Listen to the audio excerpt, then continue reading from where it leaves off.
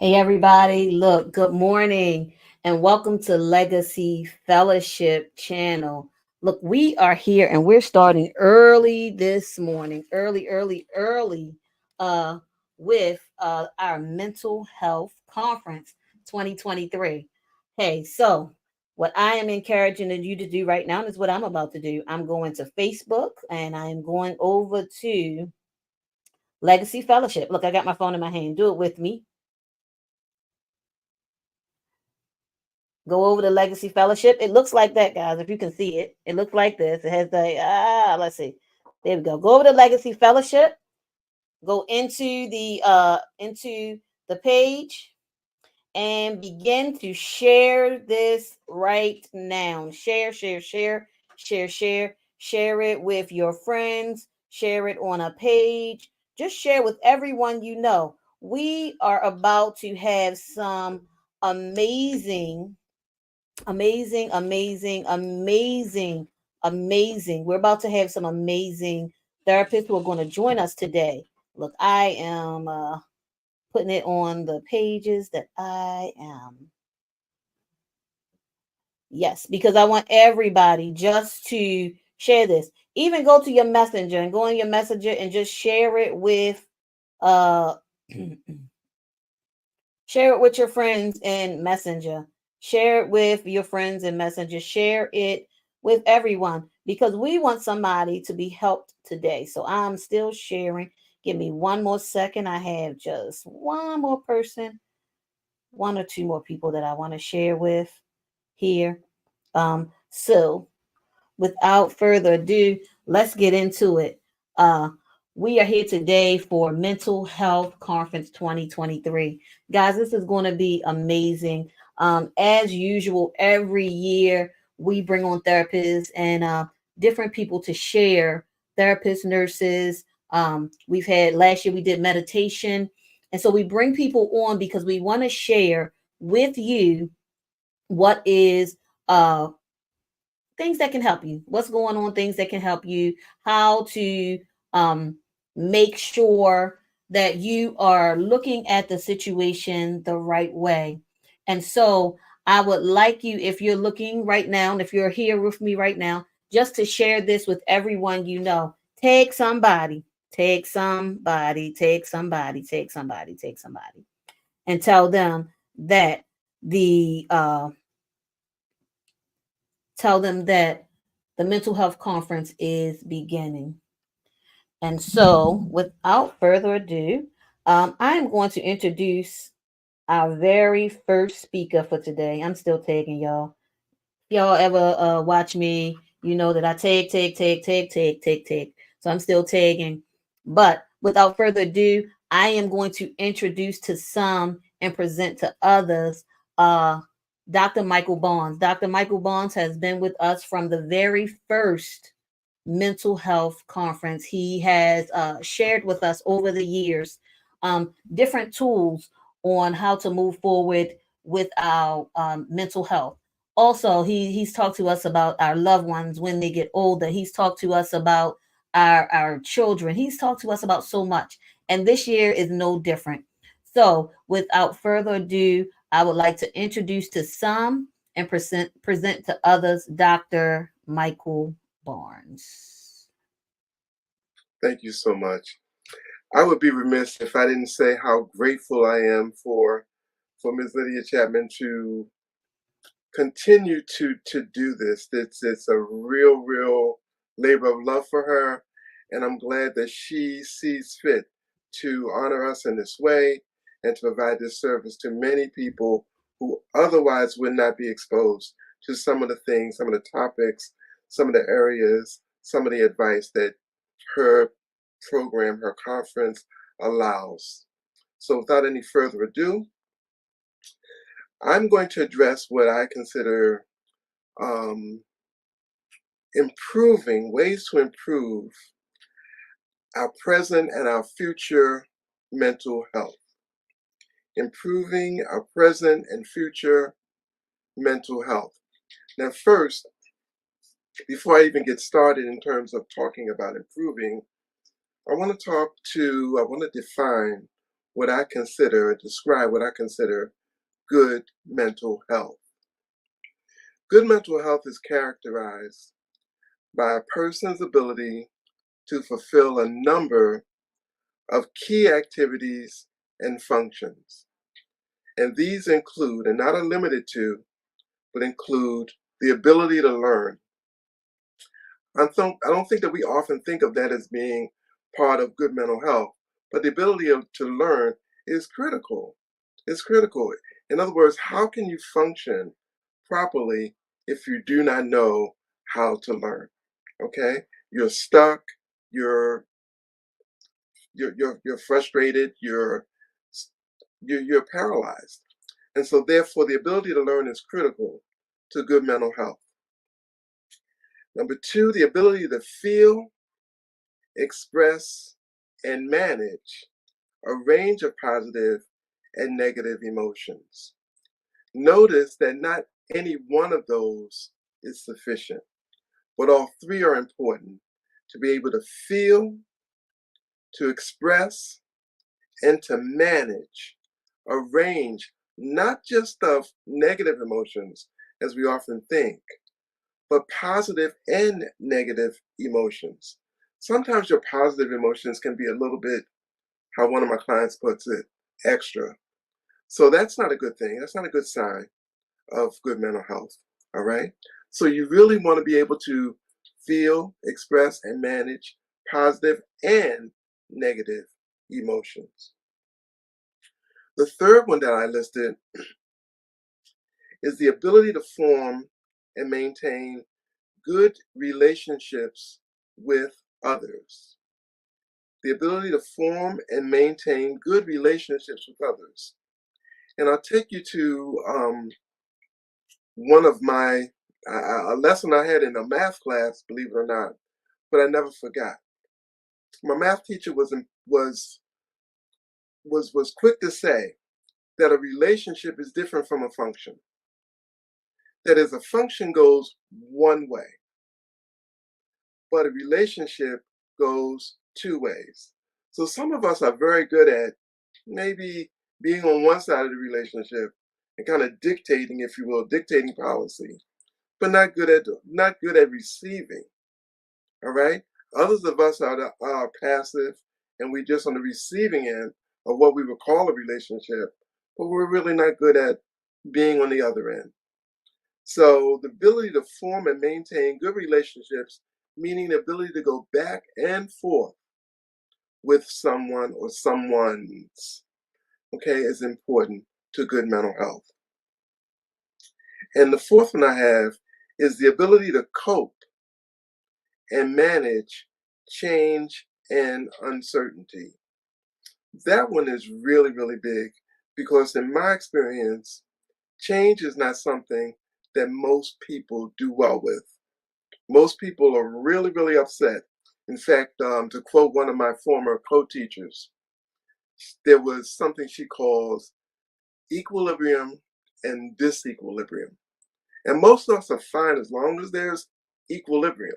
Everything is going just great, just great. And then all of a sudden something happens that disturbs. And when that something happens that disturbs, everything goes haywire. Okay? That's not good mental health. Good mental health is the ability to deal with, to cope with change, change, and uncertainty. That's the other thing. Most people want rules. They want to know, they want to be able to predict. And we're not always able to predict what's going to happen next. Okay? But the ability to deal with it when it happens, even if it's not expected, is really, really critical in terms of good mental health. So those are the things that I have included in terms of good mental health, and I hope that those are helpful to you. Now, I'm going to look at mental health. In terms of improving mental health, I'm going to put it into two broad categories. One, improving our own personal mental health, and then the other one has to do with the ability to promote good mental health in others. and you'll see how that goes. Now, improving personal mental health requires, in a nutshell, making good decisions. And that sounds really easy, but not the easiest thing. Okay? So, making good choices when faced with choices. And the other thing is that a lot of people don't even recognize how many choices go into everything that we do.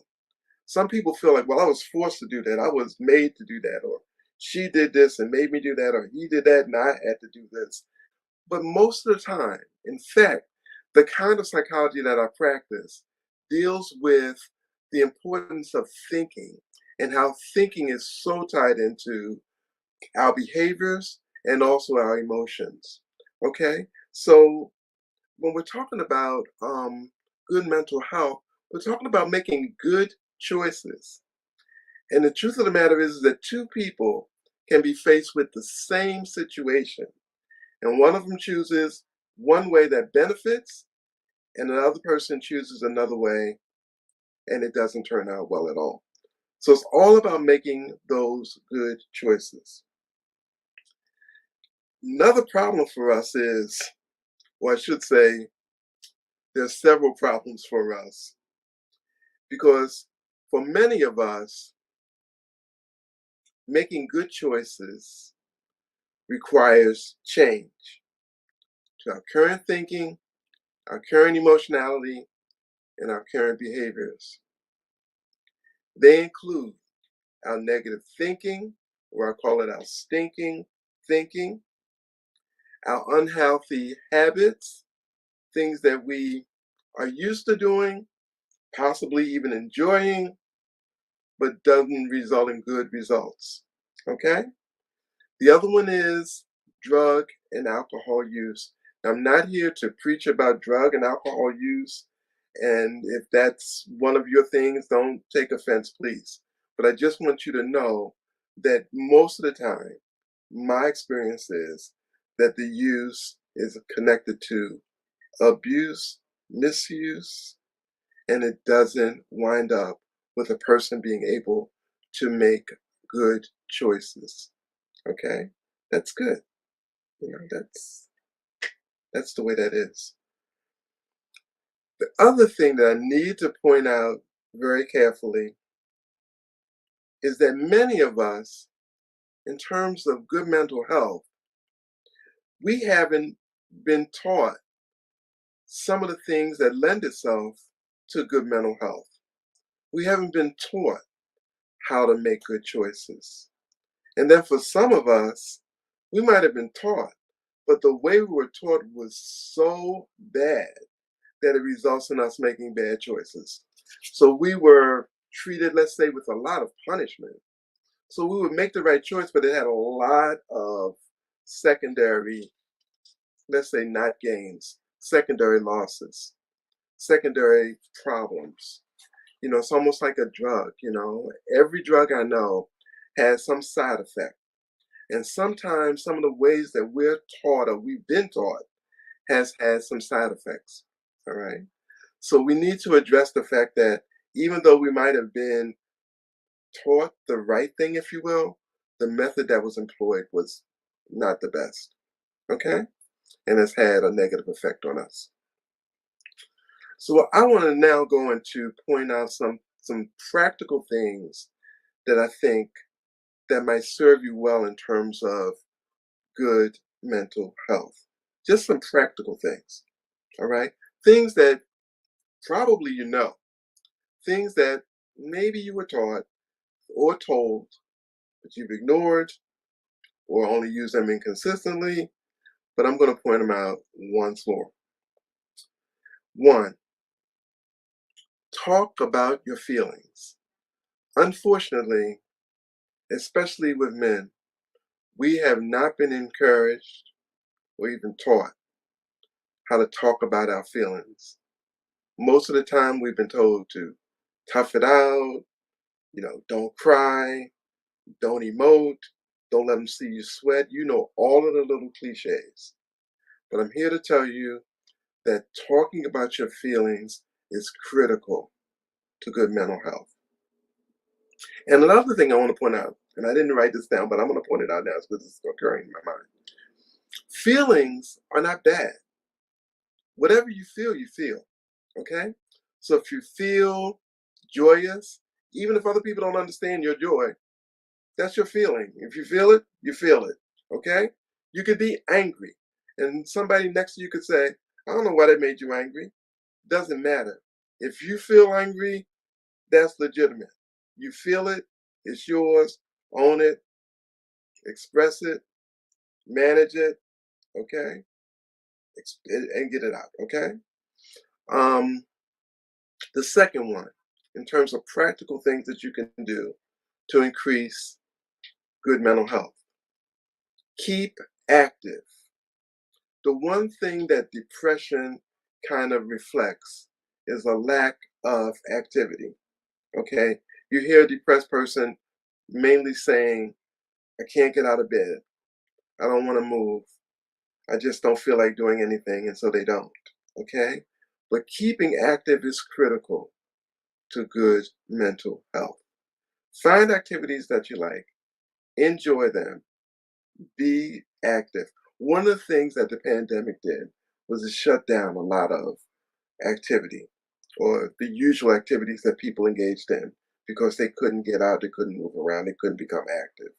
So as a result, people in my business, my practice, grew like astronomically, in part due to the fact that people were not able to be as active as they once were. Eat well. Notice I didn't stop after eat. I didn't just say eat. Eat well, all right? And it's funny because we've all been taught, what was it, second grade, third grade, about the 4 food groups and this and that and the other thing.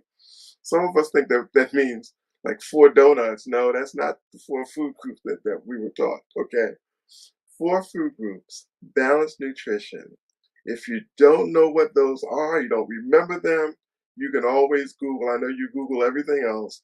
You can Google what good nutrition is all about. And there's a reason for it, okay? It not only feeds the physical part, it feeds the mental, it feeds the emotional, all right?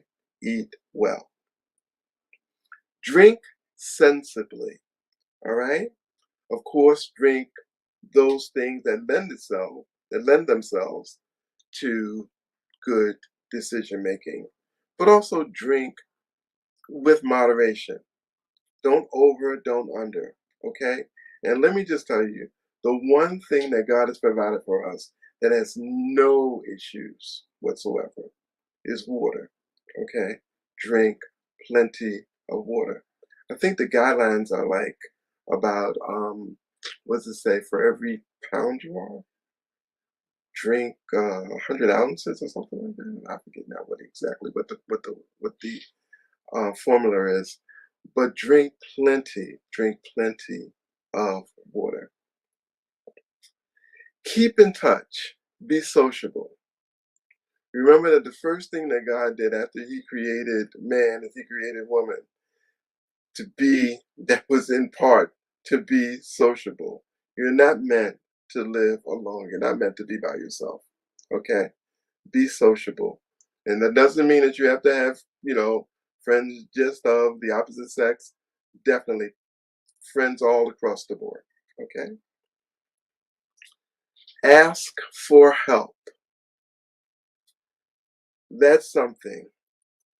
My brother, a dear departed brother, used to have a saying. He goes, the man that has too much pride can't afford it. And pride is the one thing that gets in the way of us in terms of good mental health, also gets in it gets in the way of us in our relationship with God. But pride is all about selfishness, and you cannot solve all your problems by yourself, no matter what you think. Okay? So when you are in need of help, when you're in need of assistance, ask for help. Okay, the next practical suggestion, take breaks. The way we're constituted, even the way God created us, is we are we're made to work a little bit take a little time for ourselves, and then to rest a little bit. So our days are almost in thirds. They were created to be in thirds. Okay? So a break is already built into our Constitution. As soon as you get a job, as soon as you have a job, the one thing that they want to indicate to you when you sign up is the extent of your break, which means that there's a break that's built in, which means that there's something that you need to be, even vacation time. Vacations are critical, okay? It's time for you to refresh yourself, to refurbish yourself, okay? That should be a must, and it definitely is a must in terms of good mental health. The next one, do something that you're good at, okay? It's important to get some good feedback from the things that you do. And you know that you're good at something, okay? So even though that there's a challenge, or you should at least involve yourself with challenges in terms of being better at the things that you're not, choose the things that you're good at and practice those, because those will give you a good feeling. All right? Those will give you a good feeling in return and provide you with an avenue for increasing your good mental health. Accept who you are. That's really kind of something that doesn't come easy for many of us. Some of us want to be somebody else. I heard a minister once speak, and she said that she was so jealous of the lady next door because she could get out and she could plant things, and she was good at doing things around the house, decorating and such. And that was not her thing. That wasn't what she was good at. What she was good at was talking, was preaching, was studying, that kind of thing. And until she was able to really accept that of herself, she felt disappointed. Okay? But let me just tell you, she is world famous with regard to her ministry. And she has nothing to regret in terms of not being like the lady next door, and talks about it all the time. Care for others. It's so important to recognize that there is something rewarding about taking care of someone else. Okay? Um, there's just something good that comes back to you once you do something good for someone else. And that, no doubt, increases good mental health. You think better, you think more of yourself, it builds your self esteem, or how you will actually see yourself. Okay? So care for others. And the last practical thing that I have is to surround yourself with people of like mind, people who have the same kind of intent that you have, the same kind of motives that you have. Okay? Make sure that you surround yourself with those people, because those people are going to be the ones that give you really good advice as to what to do next when you're in doubt. And remember, it's all about making good choices. Now, those are the things I have to say regarding taking care of yourself, or increasing or improving your own personal mental health. The other area is others. So I have a list of things in terms of promoting the mental health of others. And before I even get started, I want to point out that this includes your children. Draw attention to the strength of others. Okay? If you're not aware of their strengths, you can inquire. If you don't feel comfortable inquiring, you can ask that they ask themselves about their strengths. Insist that they have strengths. Even when they deny it, they, oh, I don't have anything that I'm good at. No, insist that they do have strengths. We all have strengths. Okay? Make that first and foremost. Number two, encourage others by giving hope. Most time people really down and out is because they feel hopeless. Okay? But you can actually increase a person's ability to hope. My experience is that there are always two choices, one that includes hope and one that does not. Okay? You can point out the one that increases hope. Point out ways in which they're demonstrating good mental health. So, in other words, they're doing something. If you look at that list of 11 things that I gave you, I'm sure that there's something on the list that they are doing well. Okay? So, pick one out even and let them know you're doing this well. Continue to do that.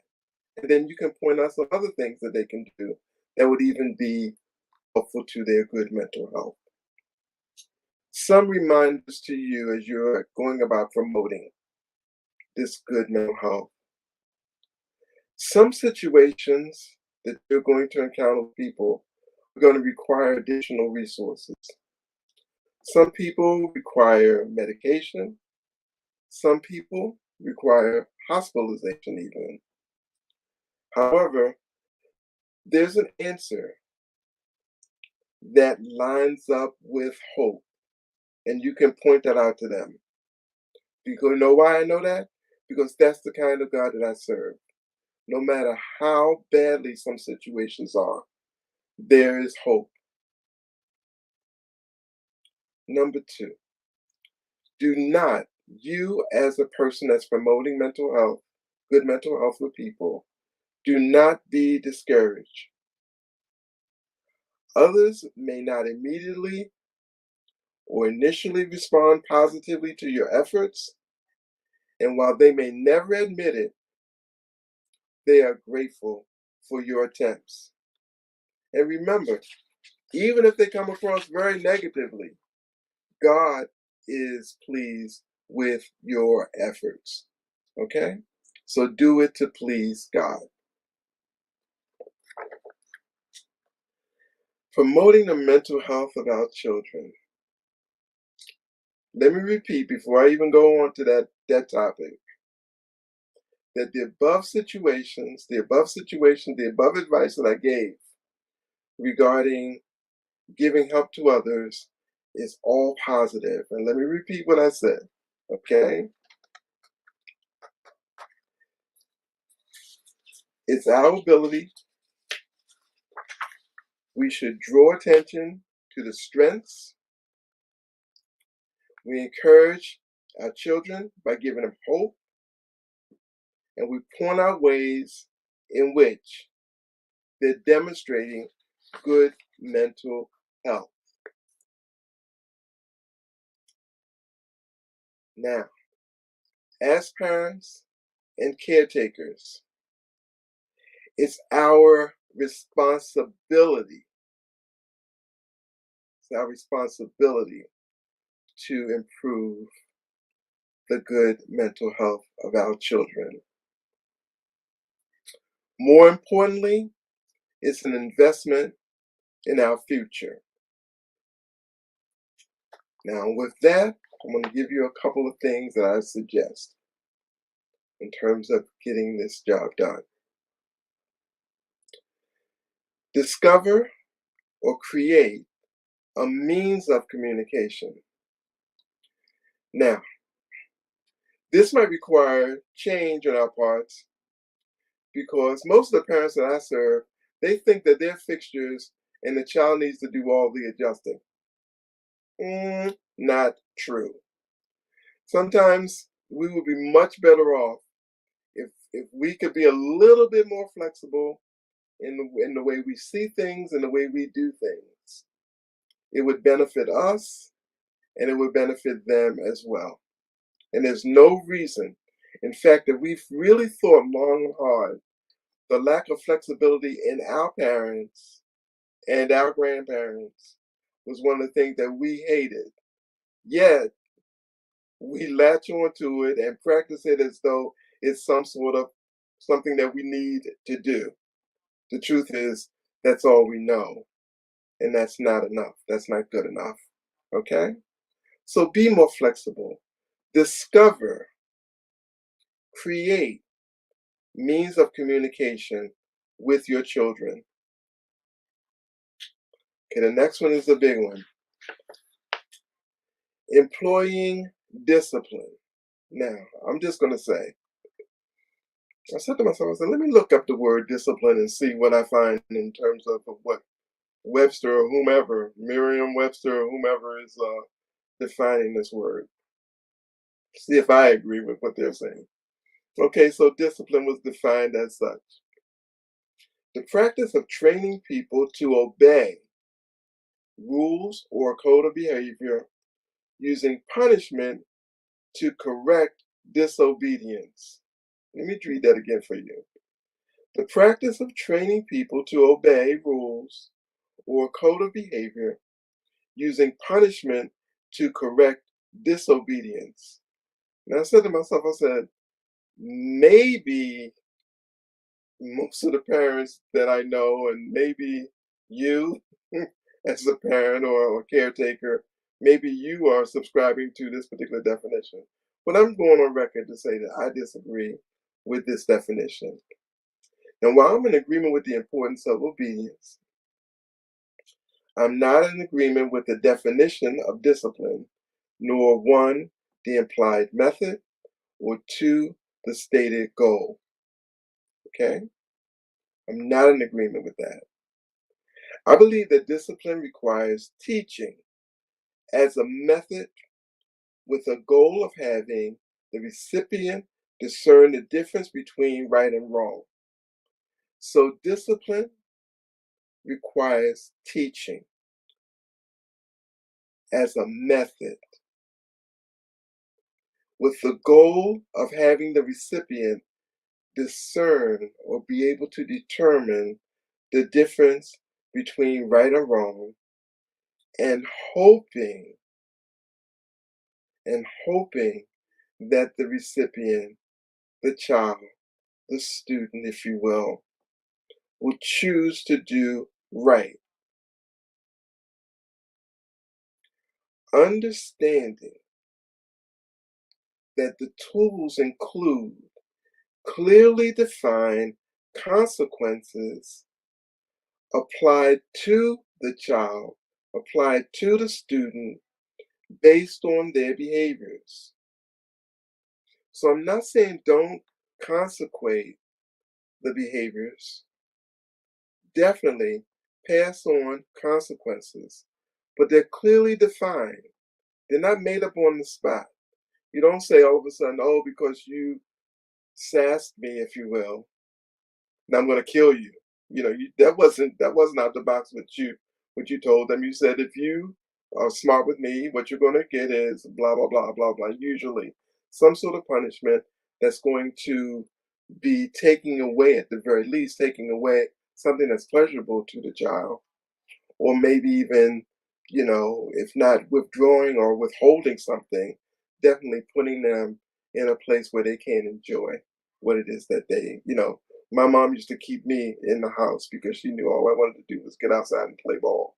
So my punishment for most things that I did was to be inside of the house and not able to be outside with my friends.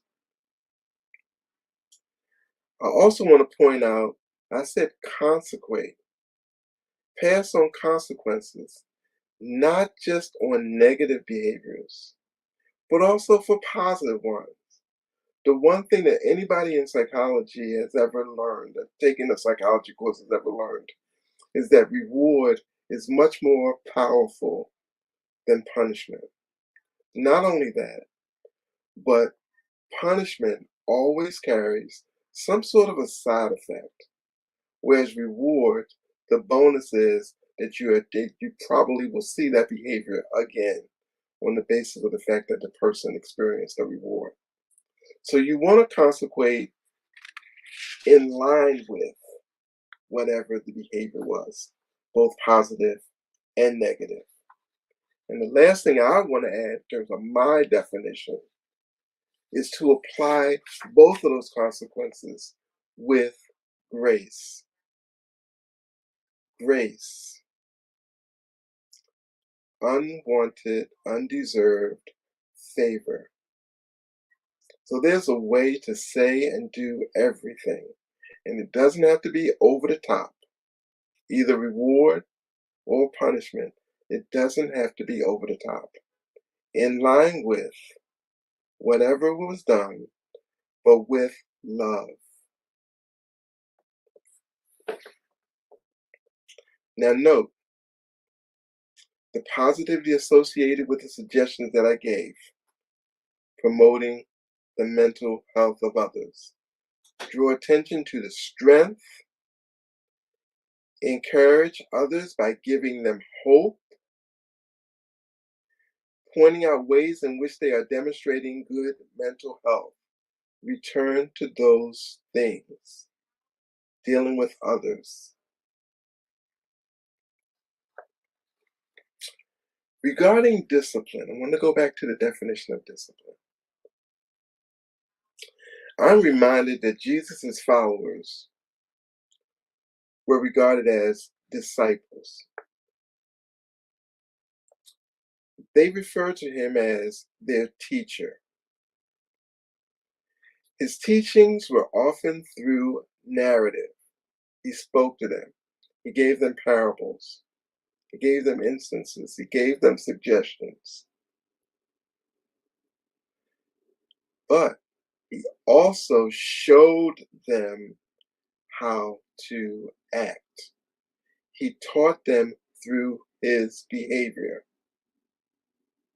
Modeling, if you will, if you were using the psychobabble word, modeling is a proven, effective teacher. I think we sometimes forget the fact that we, in our actions, all the things that we do, first of all, our children are paying very close attention to the things that we do. And therefore, while we don't think that we're teaching them, we are. When we're getting angry with them, we're teaching them that you get angry. When we're loving them up and down, that's what they learn as well. They learn that a person is capable of loving another person. So this is what I'm saying. The same thing applies to exercising good mental health. If we operate with good mental health, positive mental health, chances are our children will do the same. Okay? If you don't get anything else from this, get that. And as one of my nieces says when she speaks, put it on your refrigerator. Okay? And remember it. Okay?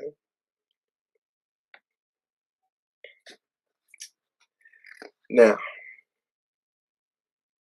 I'm going to go back and just reiterate those things that I said in terms of practical application, practical behavior, because these are the things that I want you as models to practice. Talk about your feelings, all of them. Keep active. Eat well. Drink sensibly. Keep in touch with other people. Be sociable. Ask for help. Take breaks. Do something you're good at. Accept who you are. Care for others. And surround yourself with people of like mind, like intent.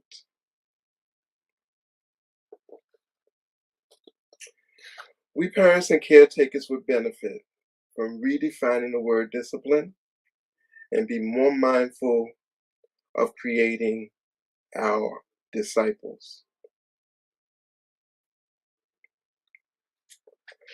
The third thing that I want to point out in terms of improving the mental health of your children has to do with the importance of listening. Excellent teachers recognize that they have a lot to share. They prepared themselves carefully. They prepared themselves well in their areas of study and have mastered the knowledge associated with their fields of study. But as teachers, however, they also recognize that they are better teachers when they listen.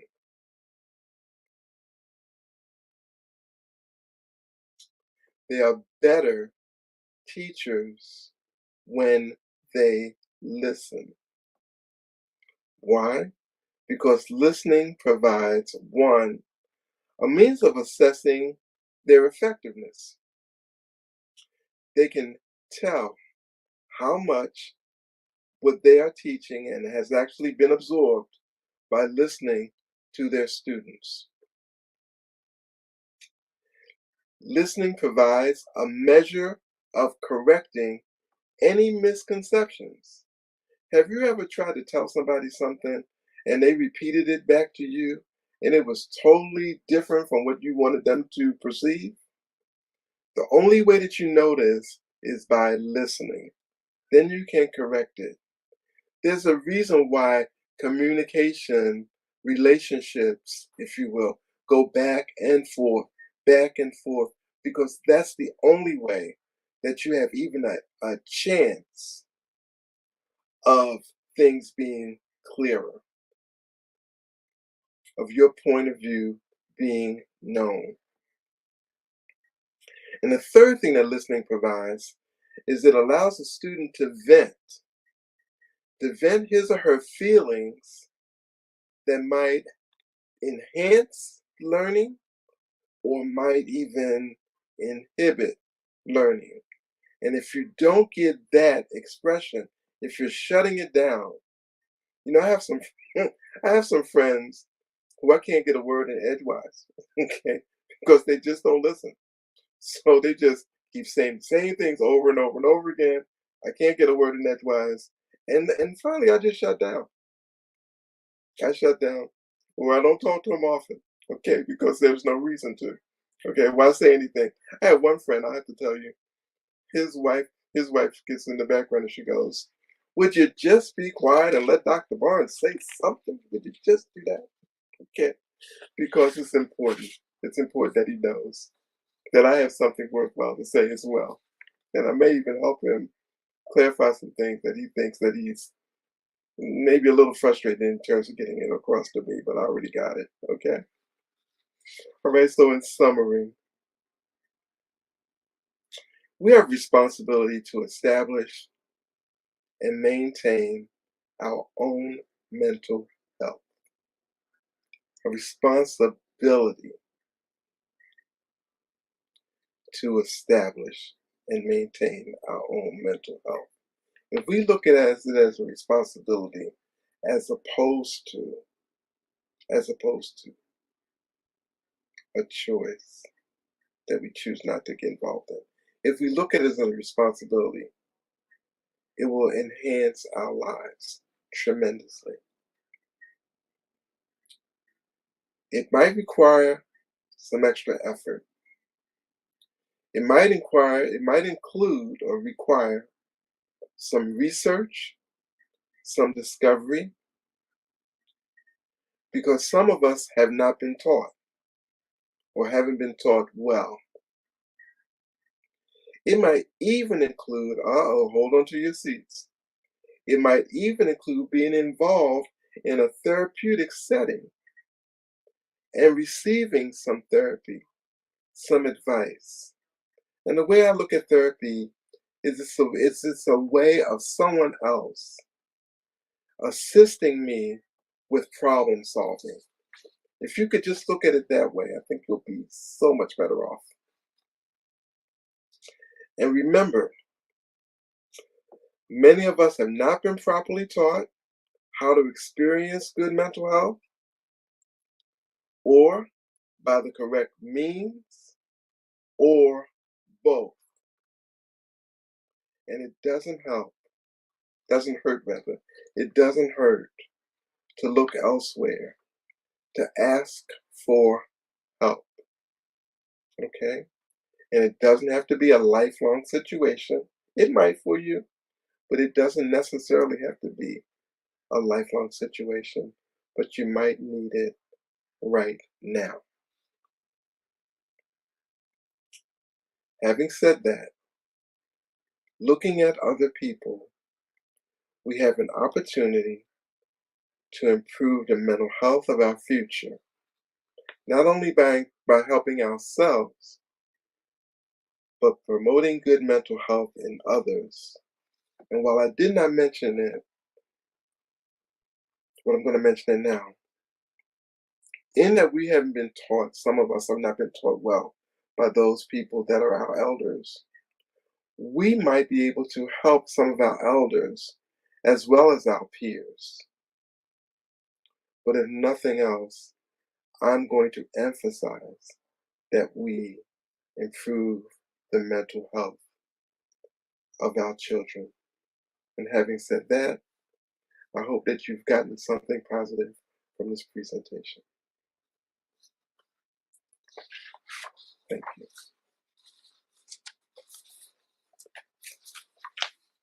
Dr. Mike. Every time I do it, man, I am just like, woo. Did I lay it on? You laid it on. It was wonderful. I got a few questions, if you don't mind me just. Not a problem. Go for it. So, my first one is kind of funny because I feel like you said, don't beat your kids. I feel like you said, look, okay, let me clarify. That. Yeah. Okay. Don't beat the kids all the time.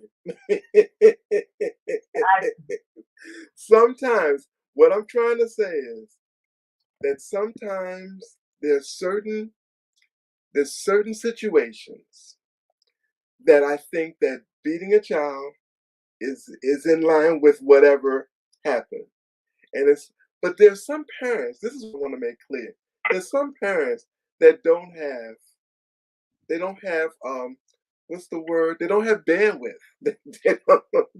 They have one line. I remember one of my buddies growing up, and his mother, all I saw his mother do was just beat on him all of the time.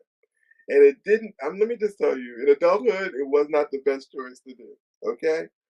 But I was spanked. I was beat. I'm not any worse for that, okay? But I didn't get beat all the time.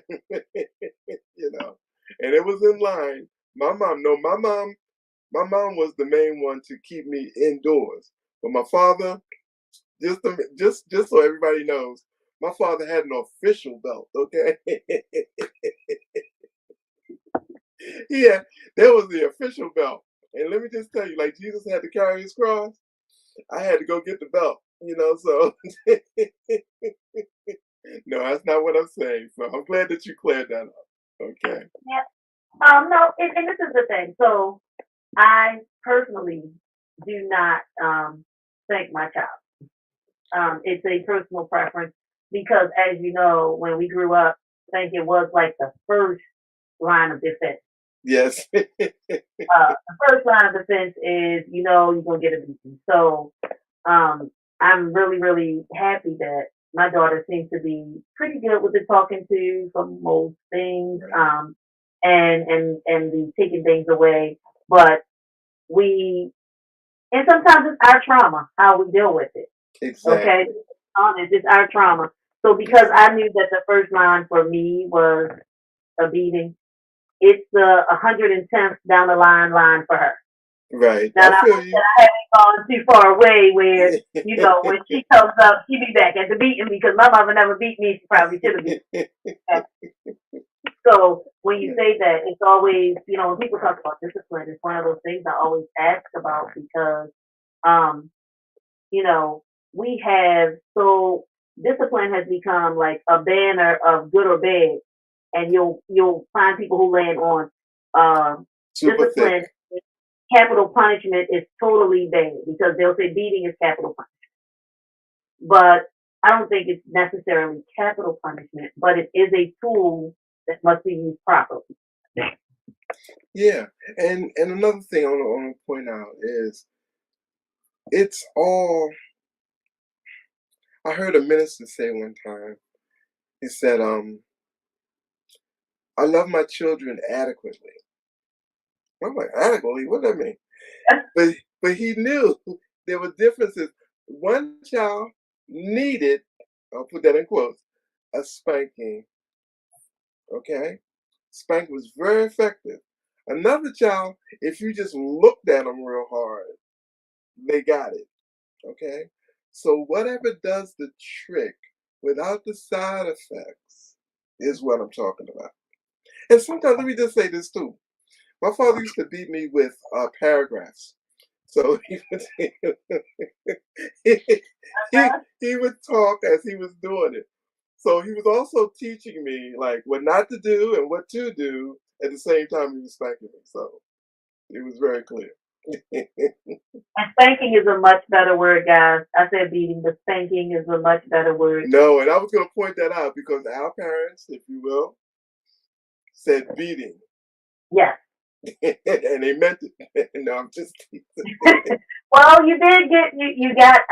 So Yeah, I but don't they didn't I would beat us call like it. I think it was a that. beating. I don't think it was a spanking, but we'll say spanking now and hope that that makes it a little more gentle. Yeah, more palatable. Let's see. My second question was around that we as parents are responsible for the um, mental health of our children. And so one of the questions is about um, Excuse me. Sorry about that. one of the questions is about Okay. uh, you know, you started with the communication. Sometimes parents are having difficulty with communication. So one of the questions is about how do we know from our communication when we need to seek professional because we don't seem to be getting through it. When do you know to take the next step? Basically, is the question. um, hmm. That's a good question. Um, I think that the way I would approach the question this way. If you feel as though you're having a very difficult time being effective, as a parent, and you've tried any number of things in order to communicate with your child, and you still don't see any what you consider improvement, success, or effectiveness with regard to communication. Then I think it's time for you to reach out and maybe get some suggestions from a professional. And it's funny because, okay, I started out my practice and I wanted to deal with children.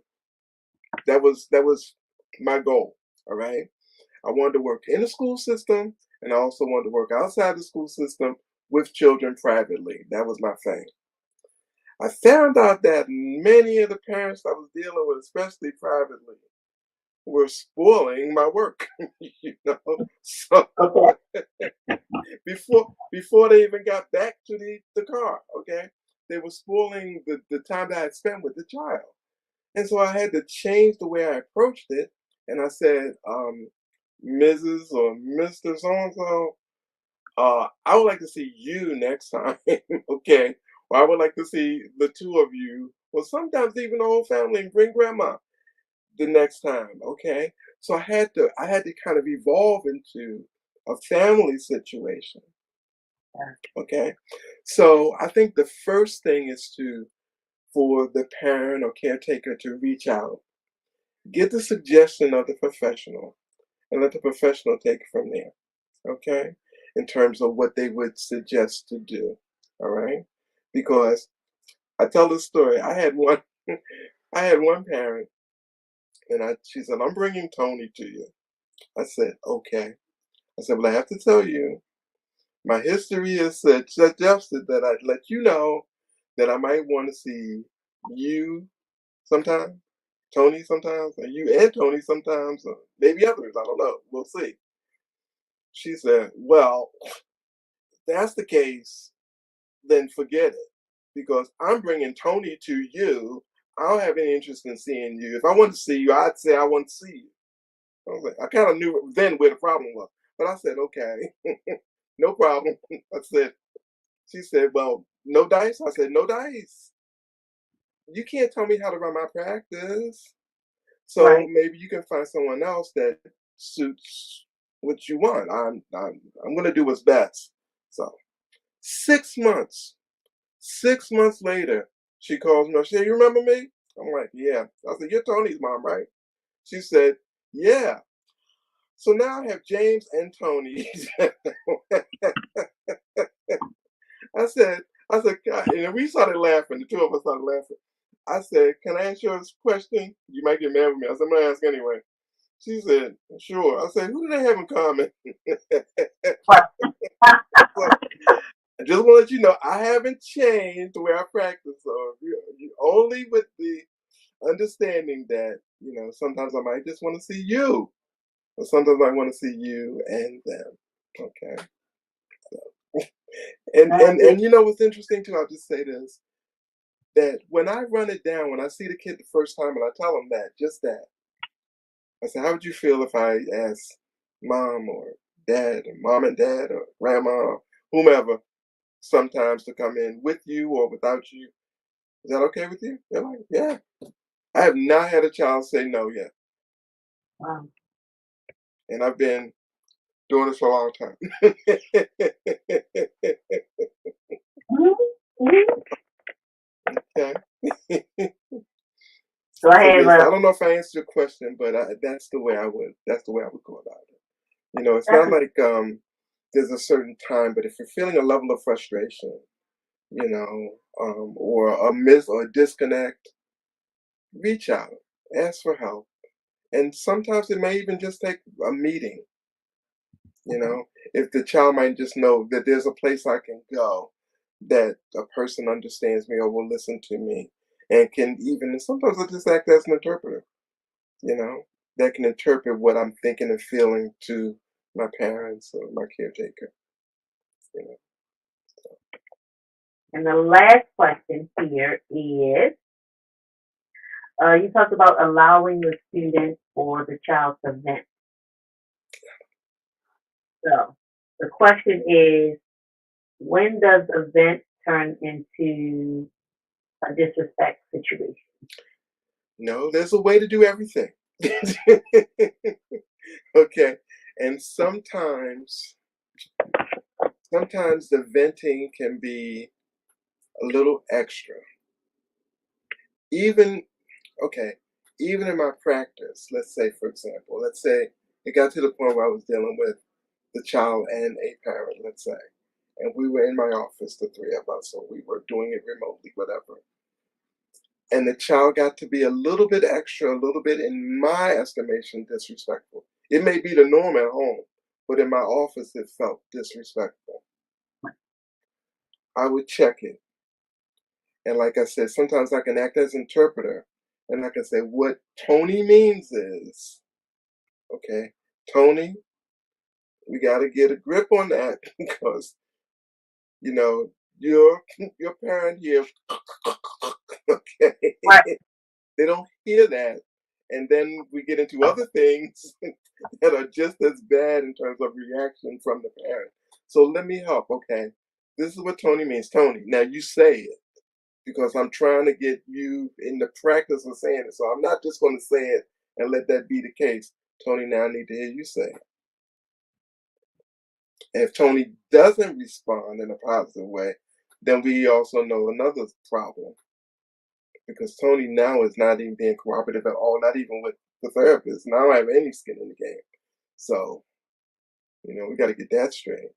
At that point, I might dismiss the mom or the dad or something and say, "Me and Tony need a minute."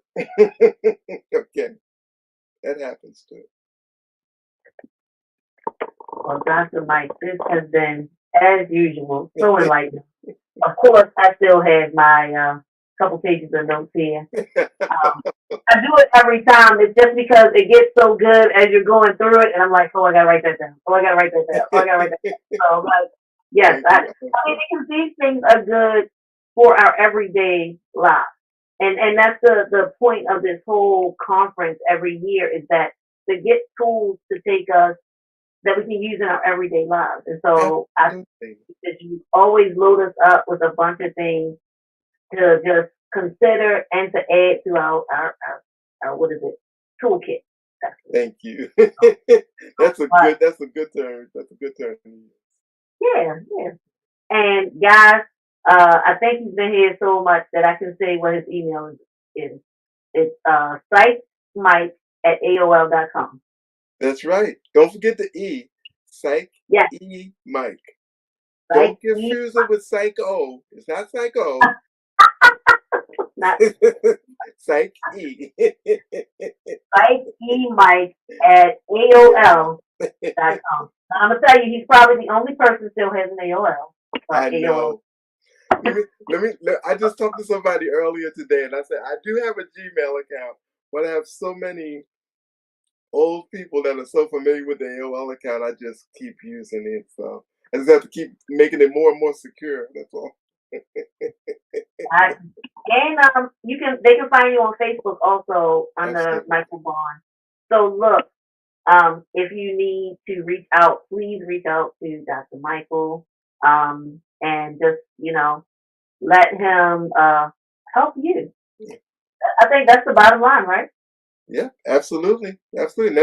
And listen, and if I can't do it, maybe I can turn you on to somebody who can, okay?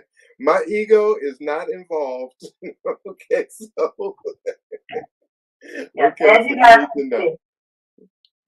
So, Dr. Mike, thank you again. Thank Look, guys, our in person, well, not our, but next week we're having Life Happens, and Dr. Mike is our keynote speaker. And so, if you are dealing with life has just been lifing, come by and hear Dr. Mike talk on Thrive. you. I am anticipating that it is going to be awesome. Okay, so get yourselves in there. Check us out. Register. Go over to the Lioness Den page. Register and show up for the awesome event so that you can hear Dr. Mike in person.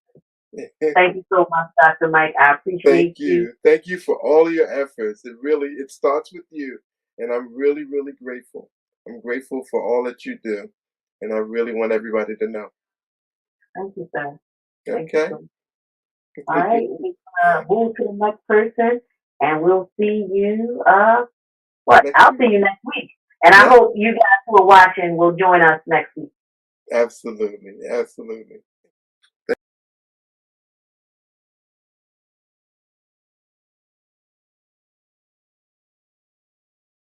Wait a minute. Hey, everybody, it's me. I had my mic muted for a second. I thought I had it on. Look at that. Okay, now we're here. So, oh my gosh, that was so amazing. Dr. Mike, thank you so much. Every year you bless us with such great information. And I am ever so grateful that you decide to join us every year since the first year we began. Guys, we 3 years old now. How about that? How about that? 3 years we've been doing this, and every year he's joined us. So I want you guys to really, really, really, really get ready for our next therapist. I'm playing double duty today, so bear with me because I'm playing double duty today. Um, I'm playing double duty today. I have 2 sessions going on, and so this is what we do. But even though I'm playing double duty, I will not give you less than 100%.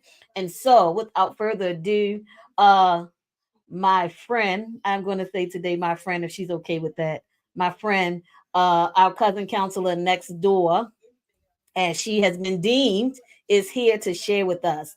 So, without further ado, I introduce to some and present to others Miss LaDawn Bridges. Hey, Miss LaDawn. Hey, Miss Lydia, how are you? I'm doing well, and I am super happy that you have decided to join us this morning. Dr. Mike was awesome as usual, I, and he, does what he does. yes, I As love we Dr. know, he Mike. just does what he does.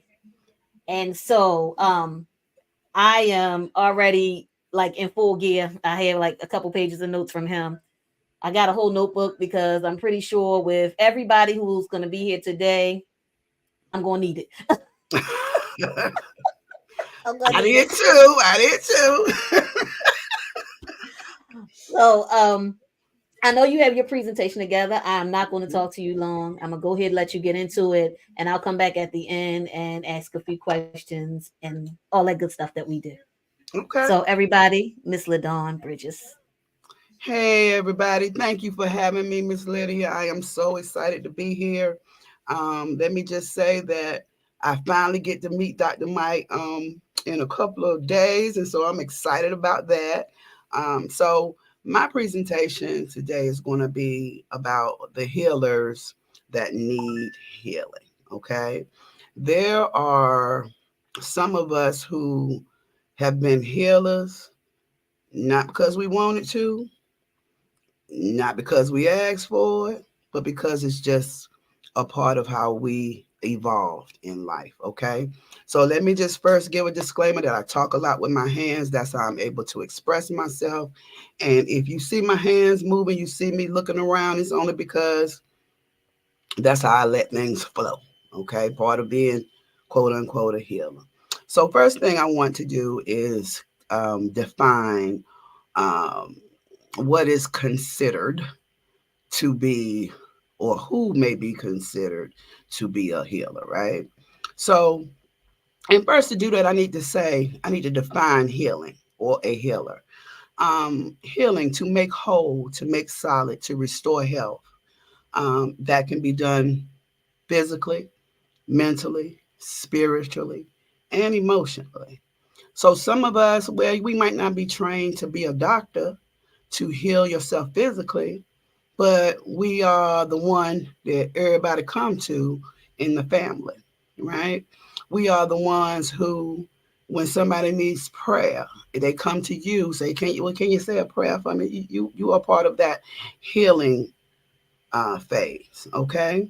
So, and there are often times when, as healers, and I'm going to use that word because um, sometimes when we get into the spiritual aspect of it, we seem to look at it from an aspect of who's in leadership, right? But that's not necessarily so. Some of us are healers just by who we are, okay? I'm going to be looking down at my notes, so if you see me looking off, please forgive me. So, does it mean to be a healer? A healer is a person or a thing that heals wounds, cures illness, restores health, or otherwise make well and whole. And I know a couple of you are the go tos in the family, right? You may be the financial go to. That's a part of a healing. Why is that part of a healing? It's a part of a healing because if you are the person that financially can support people more than others, what happens is you are in a part of their restoration. Okay, we have to be careful, however, that being in a part of that restoration that we don't become used, right? And that's where the healing needs to come in.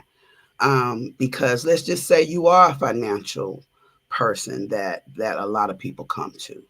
And you often may say, they always coming to me, but I can't go to them.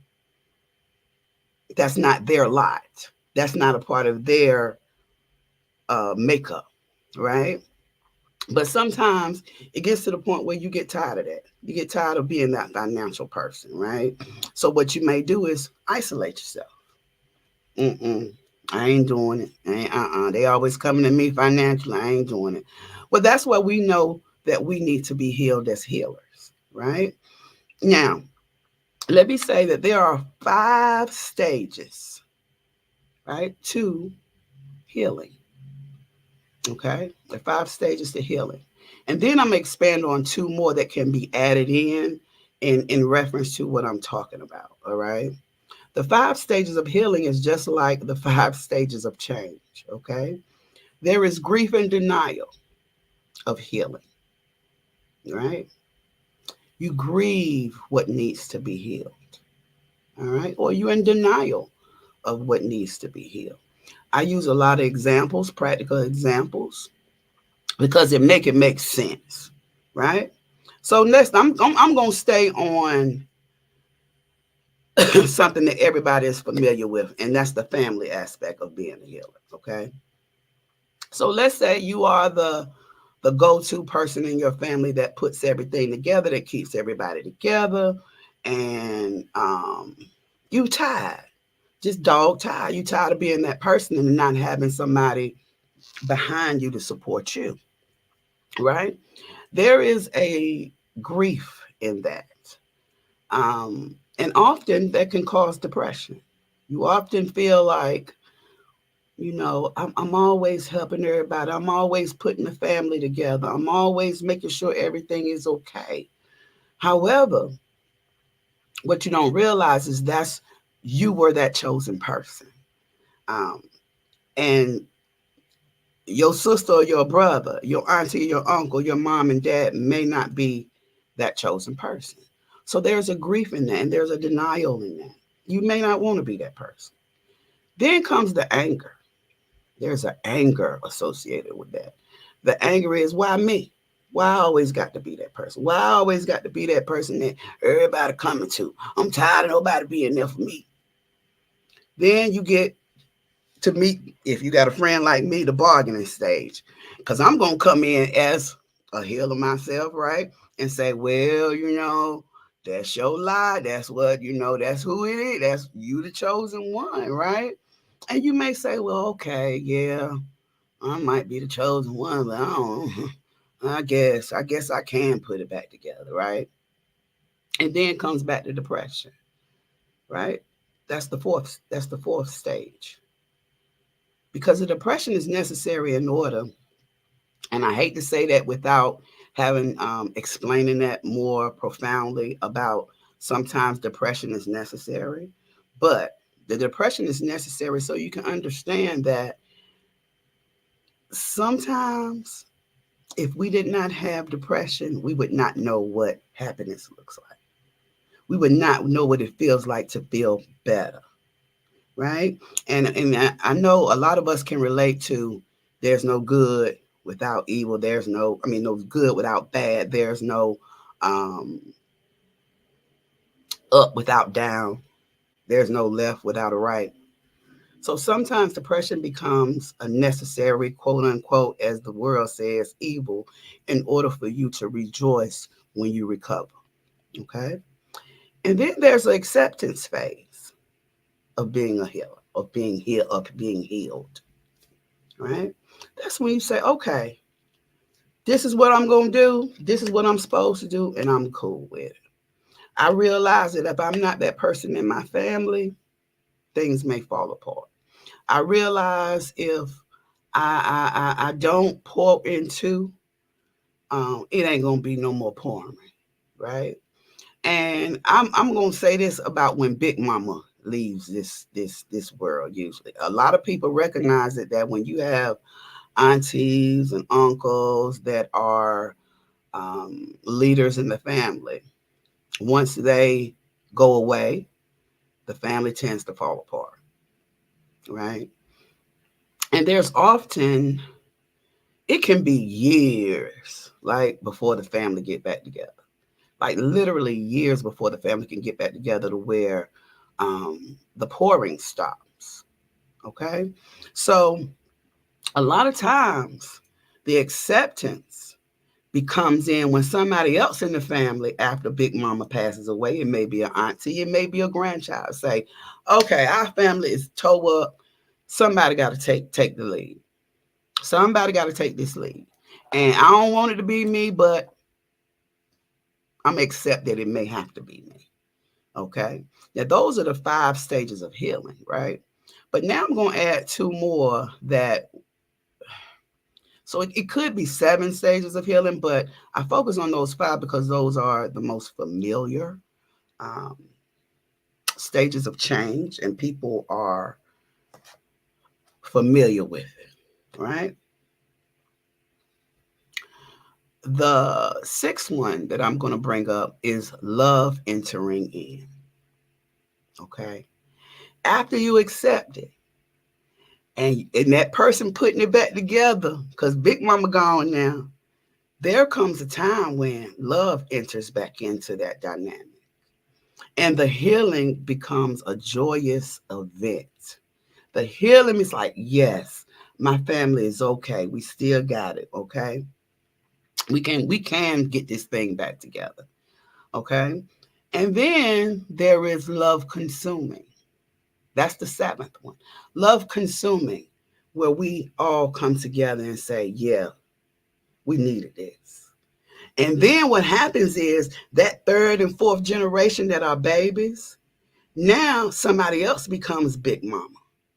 You know, now no longer was your Big Mama the person that put it together. Now you became the Big Mama to them. That is the love consuming, that it starts to repeat itself, right? But if you don't go through those 5 stages, right, how can we get it back together?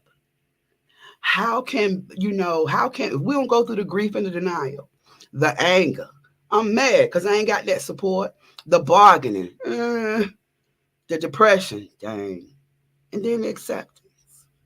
That's why I say sometimes the depression is necessary. Okay. Now, what happens in a lot of families that need to be healed is that person, and that's why I say when the healer needs healing, there are times when you are that person that you don't know that you need the healing. Okay. You don't know that your lack of sleep, your lack of self-care, your lack of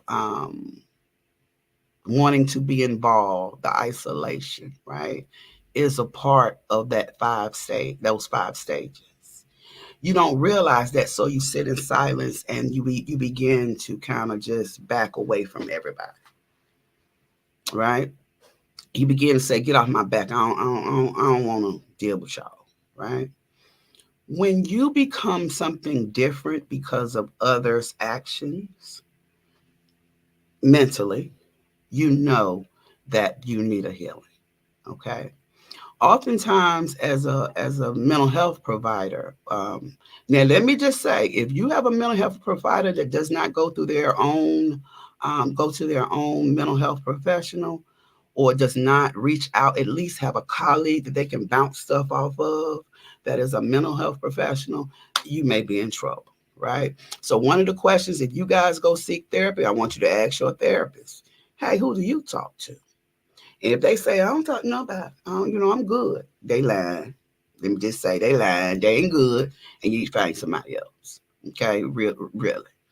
Because there's no way that you can consume all of what you're consuming as a mental health professional and not have somebody that you can bounce this stuff off of, okay?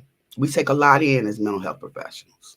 And I'm going to put it back to a health thing, because a lot of times as mental health professionals, we don't have the respect, the medical respect. So what I'll do is bounce it back to a doctor, right? I bet none of y'all want to go to a doctor that ain't got no doctor. That makes sense? A doctor that tries to heal himself is a quack. Period, point blank. Why? Let's just say a doctor is suffering from diabetes. Ethically, they're not supposed to prescribe themselves diabetic medication. Okay? Now, let's just say a lawyer that's being sued. Yeah, he can try to defend himself, but what are the odds that a lawyer is going to try to defend themselves if they are being sued by another entity, right? That makes sense.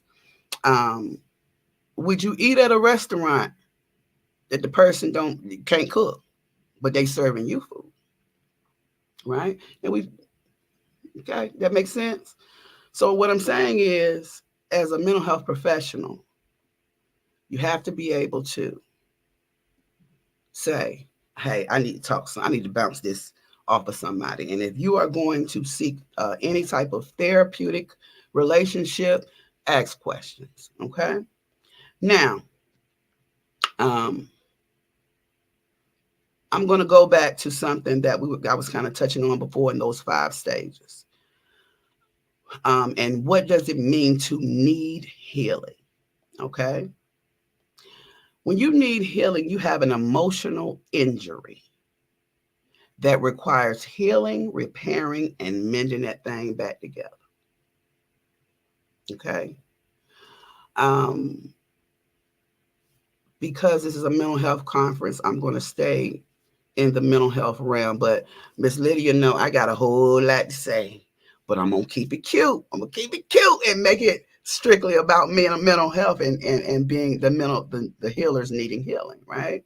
An emotional injury.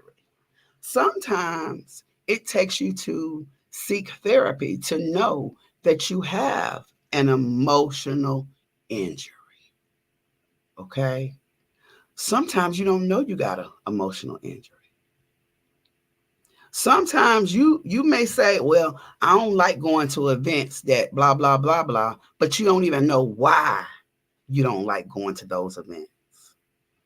Okay?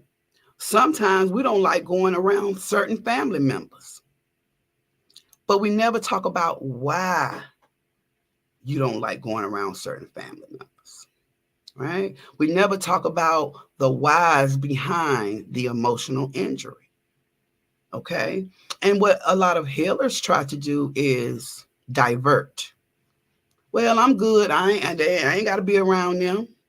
Well, kind of, sort of, you do, especially if it's a family member, right? They divert and they try to act like it's not bothering them.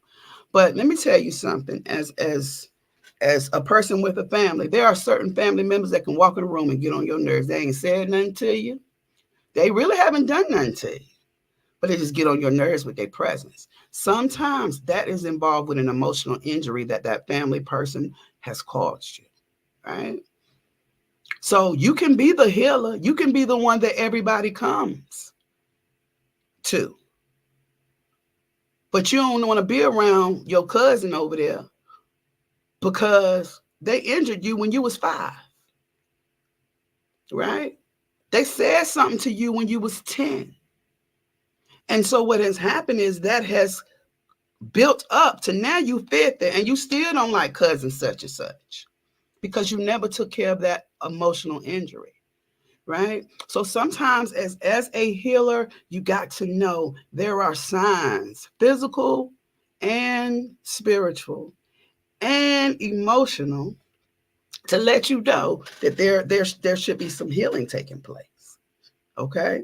One of the things that we get involved in when we are believers is knowing that I got to respect certain people in my family, right? That's true.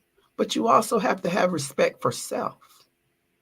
Okay. And so sometimes we foster the relationship of respecting other people, but we kind of disrespect ourselves. Okay. Now I'm going to dive in because I got so much to say, but I'm trying to keep it cute and keep it all in the mental health realm. So one of the things I want to talk about with knowing you need healing is your attraction to broken people, right? That goes back to what I was saying about the people who are considered to be the chosen ones in the family to keep everything together, right? Or the ones that financially support the whole family, or the person they keep coming to you financially. Why do everybody keep coming to me? Why Am I the one they call at 2:00 in the morning? Baby, that was a problem for me. Why don't call me? Call somebody else. I had to go through that. Like, why you calling me? Because I was only the only one emotionally, physically available. They knew not to call nobody else because wasn't nobody else coming. I ain't want that role, but I showed up. Okay. But why do we attract these people? Why do we attract the brokenness? And it's because people have souls that are in need of help. And naturally, they gravitate towards the high vibrational person. Now, I'm not saying that I'm vibrating higher than the next man. What I'm saying is people know who they can go to, period, point blank. They know who they can go to.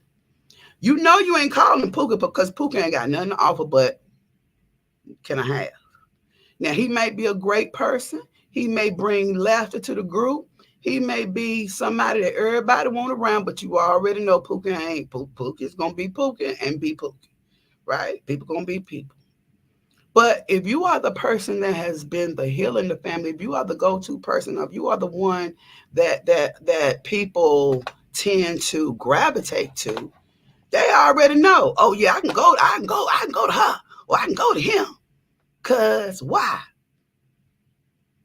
Cause you're gonna show up. You're gonna show up because that's just your natural high vibrational self. You vibrating in a space that a lot of people may not be able to vibrate in. Okay. And I promise you, I'm going to reiterate that sometimes as a healer, you don't want that position. Right. But here's how it goes. If I am a natural healer, right, but I need to be healing. If I don't go through that healing process, I'm going to interrupt a pattern. Okay. Because your big mama might not even want to be the big mama, but she probably had to. Right. So again, I'm going to go back to that 6 and 7 step, that love entering in and that love consuming space. Right. Big mama might not want to be big mama, but she may have had a big mama that to her, that was that person. And she had to go through those 5 stages of healing. Okay. Now, people gravitate towards you when you are that person. All right. Now, the emotional injury that we suffer that requires the healing and mending back together, how do we know that the emotional injury is interfering? Okay. There are some signs that tell us that we need emotional healing. Like Dr. Mike said, eating patterns change, sleeping patterns change, how we interact with people change, right? So you got to know thyself. You got to kind of tap into yourself. But again, before you tap into yourself, sometimes we got to accept I need help to tap into myself. I need somebody to assist me to tap into myself, because these are the things that, although I'm a healer, I'm not the emotional healer, right? I may be the spiritual healer. I may be the physical healer, right? But I'm not the emotional healer, okay? And even as an emotional healer, you have to know that this thing that I need to be healed from is something I need some help with. I don't know why we don't like to ask for help. I think that's something we was taught. I think that was something that goes back to back in the day. What goes on in this house stays in this house. This is why mental health in general is still new to our community, because we were taught, some of us that is of age, we ain't talking about y'all millennials down, because y'all have had the ability to express yourself.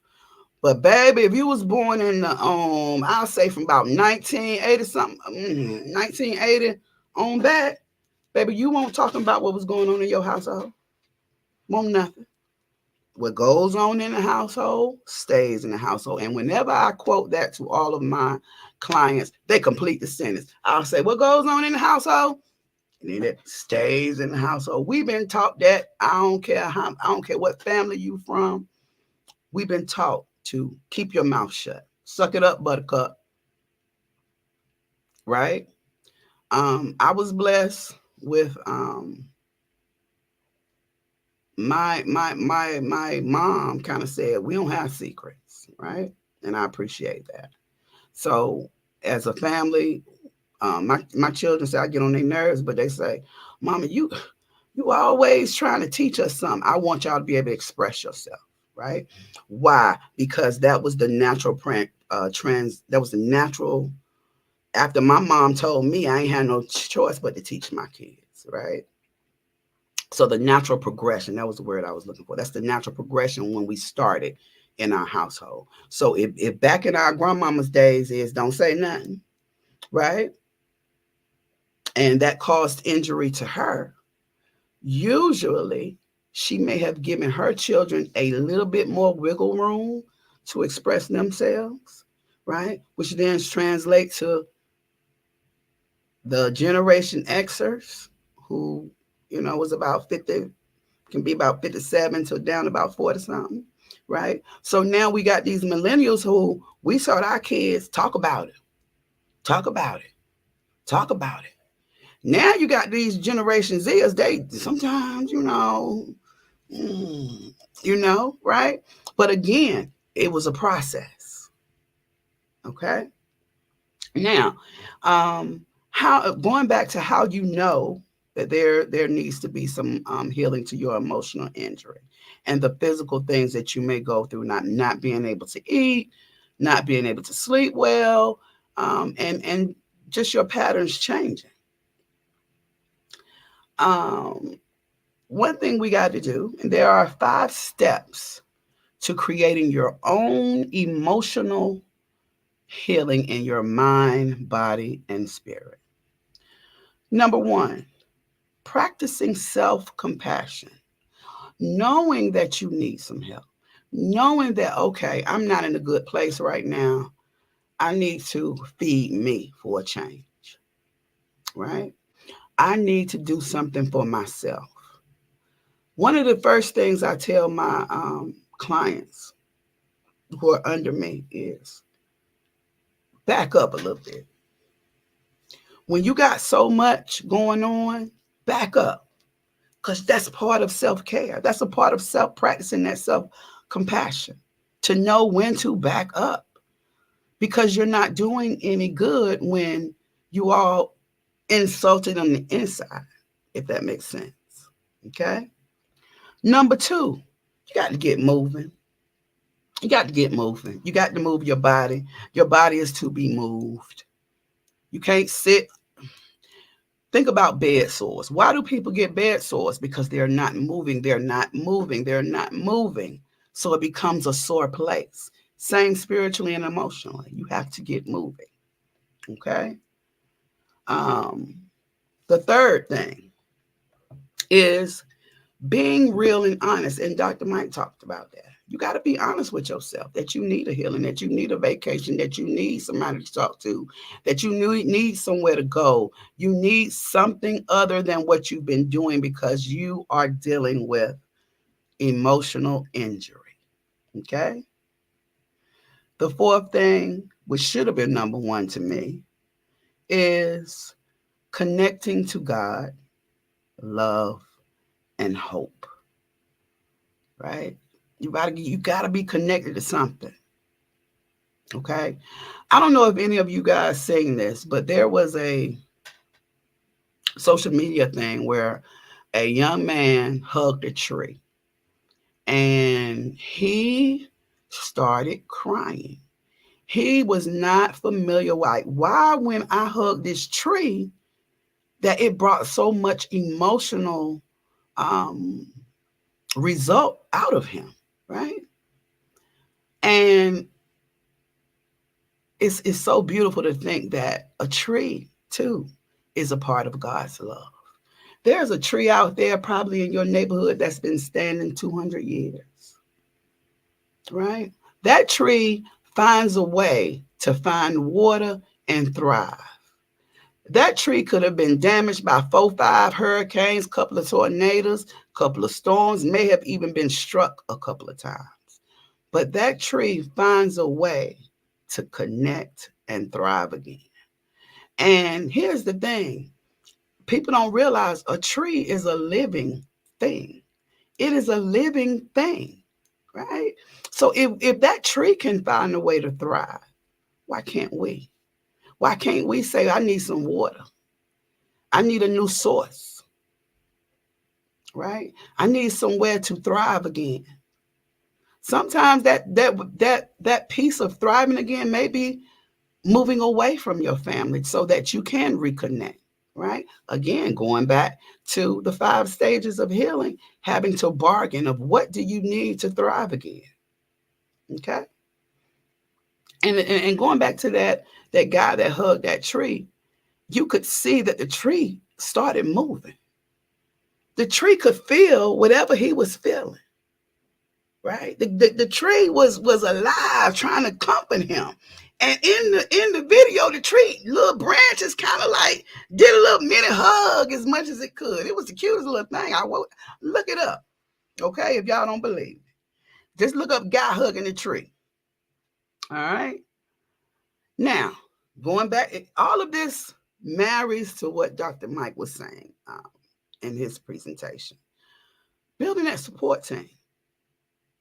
Building that support, you got to have a trusted support team. The trusted support team does not have to be your family. Your trusted support team does not have to be your friends. Your trusted support team has to be the people that allow you to thrive. Your trusted support team does not have to be your church family. Because again, a lot of us have emotional injury to be like, we don't trust them like that. I love them, but I don't. Ain't gonna be all over them. No, I ain't talking about that with them. Okay, well, find somebody to talk about it with. Okay, it may be a coworker. A coworker you may, y'all know we had them coworker best friends. We don't talk to them no other time than when we at work, right? So you got to find a way to build a trusted support team. And again, I'm going to reiterate this. We got to stay true to ourselves to say, yeah, I was taught not to talk about stuff. I was taught to isolate my problems.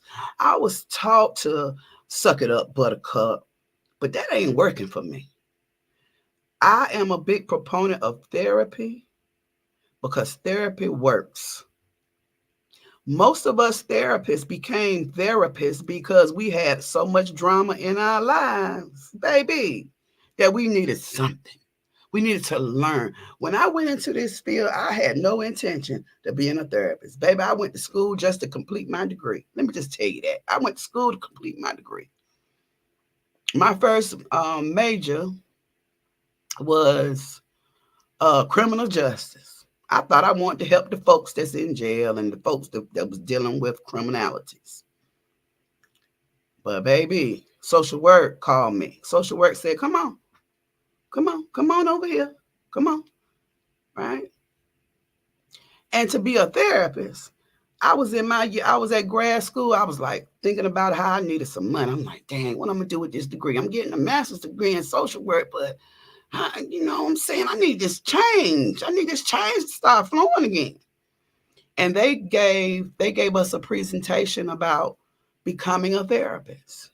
To be honest, until that presentation was given, I didn't even know that we had that option because they did not give that option to some of us, if you know what I mean, right? So when the lady came out and said, okay, you get your master's degree and then you have to have additional hours. So as a licensed clinical social worker, we have to have 2 additional years, sometimes 3, depending on what state you're in, 3 additional years of training, just like psychologists and medical doctors. We have to have additional training beyond graduating school. Okay. Not only do we have to have additional training, we have to have additional hours, right? They will not allow us to become licensed clinical social workers without this additional training and additional hours to work with mental health.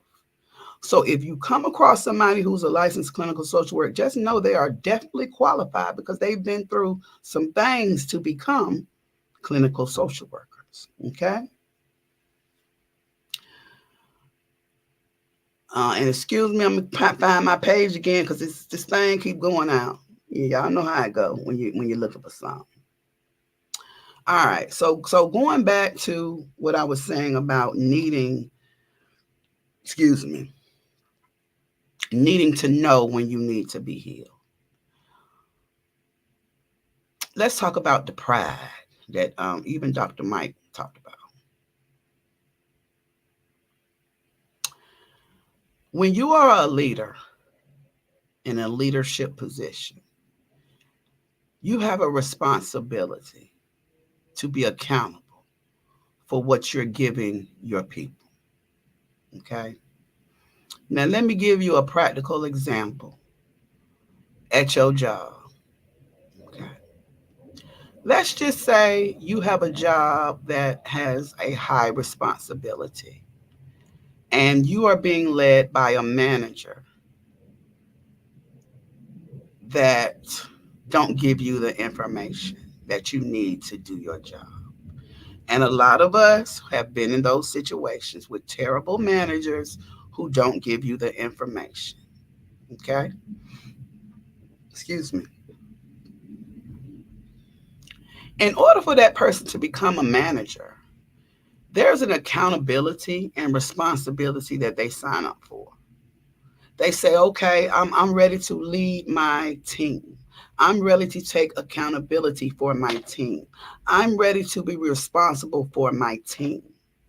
Okay. So what does that look like? That looks like if I'm hiring somebody who has no experience, I'm taking accountability and responsibility to say, I'm going to train this person and do what they need to do at this job. Right. And we all know, and I know a lot of us have been under bad management.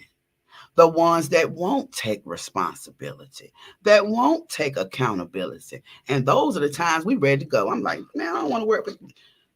She don't know what she's doing. She just got this job because she knew somebody, right? You don't want to work up under that person. You don't want to represent that person. You don't even want your name associated to that manager, right? So if you are in a leadership position and you don't take the accountability and the responsibility to heal thyself, it's the same thing like having a bad manager. It's the same premise.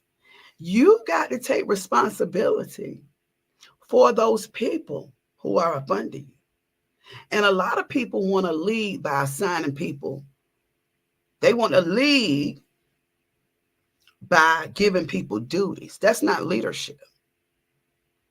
That's not leadership at all. Leadership says, if that person don't get it done, it's my responsibility to do so. Because you have taken that role to lead the people up under you. And I think that, you know, in being a clinician, what I find is the pride that people take. Yeah, I became this and I became that, right? You became this leader, but you didn't want to take the responsibility and accountability. Okay. You want to blame somebody else for this job not getting done, but you signed up for that. Which one you want?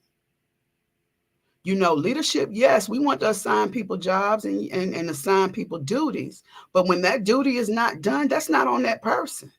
That's on you because you were the leader. Okay. And if you don't want to be that person in leadership, you need to step down. Because there's some, again, that's when you're a healer that needs to be healed.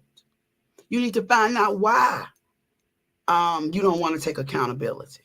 Why that you have so much pride in being this leader, but you don't want to lead, really. You want to just give assignments. Okay? And again, and I'm going to use having bad management. All of us have worked up under bad managers. And if we can see that in bad managers, right? then we can see that in ourselves. Let's take McDonald's. Baby, we go in McDonald's, we get us this fresh batch of French fries. Well, I'm just going to use McDonald's because everybody done had some good fries from McDonald's, right? You can tell that the management is good in this McDonald's because the food is hot, the French fries are good, and everything is on point. It's a flow to it. Then you go to the McDonald's cross town, and it's bad management. It's bad leadership. Your fries cold, the line backed up, everybody got an attitude, bad leadership, bad manager. Now, cross town where it's bad leadership and bad management, baby, that manager don't want to be bothered. They like doing their own thing. They telling the fry dude, oh, you need to get them fries hot. Then you go back over to the good fry, McDonald's, and where everything is popping and good. And that manager's saying, okay, ma'am, I'm sorry. Let me get this straight. Now, yeah, they're going to go talk to the fry man, but they're going to take accountability and responsibility for those fries not being good because they take pride in their store.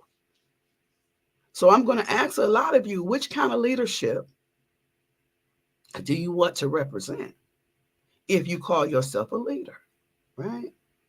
If you call yourself a leader, you got to take accountability and responsibility for the people you're leading.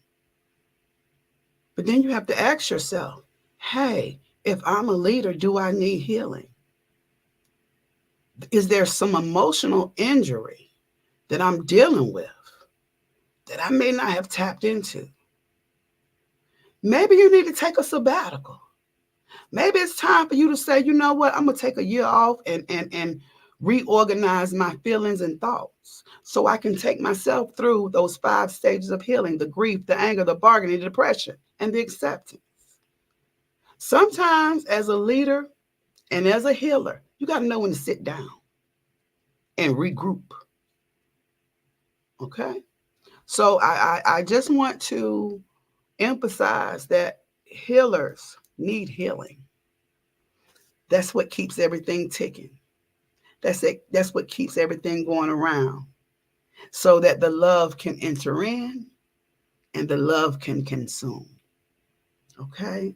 So I just want to make sure that I leave a great taste in everyone's mouth when I say we have great responsibilities as healers. This is not something that a lot of us have signed up for. A lot of us didn't ask for it, but it's just who we are, right?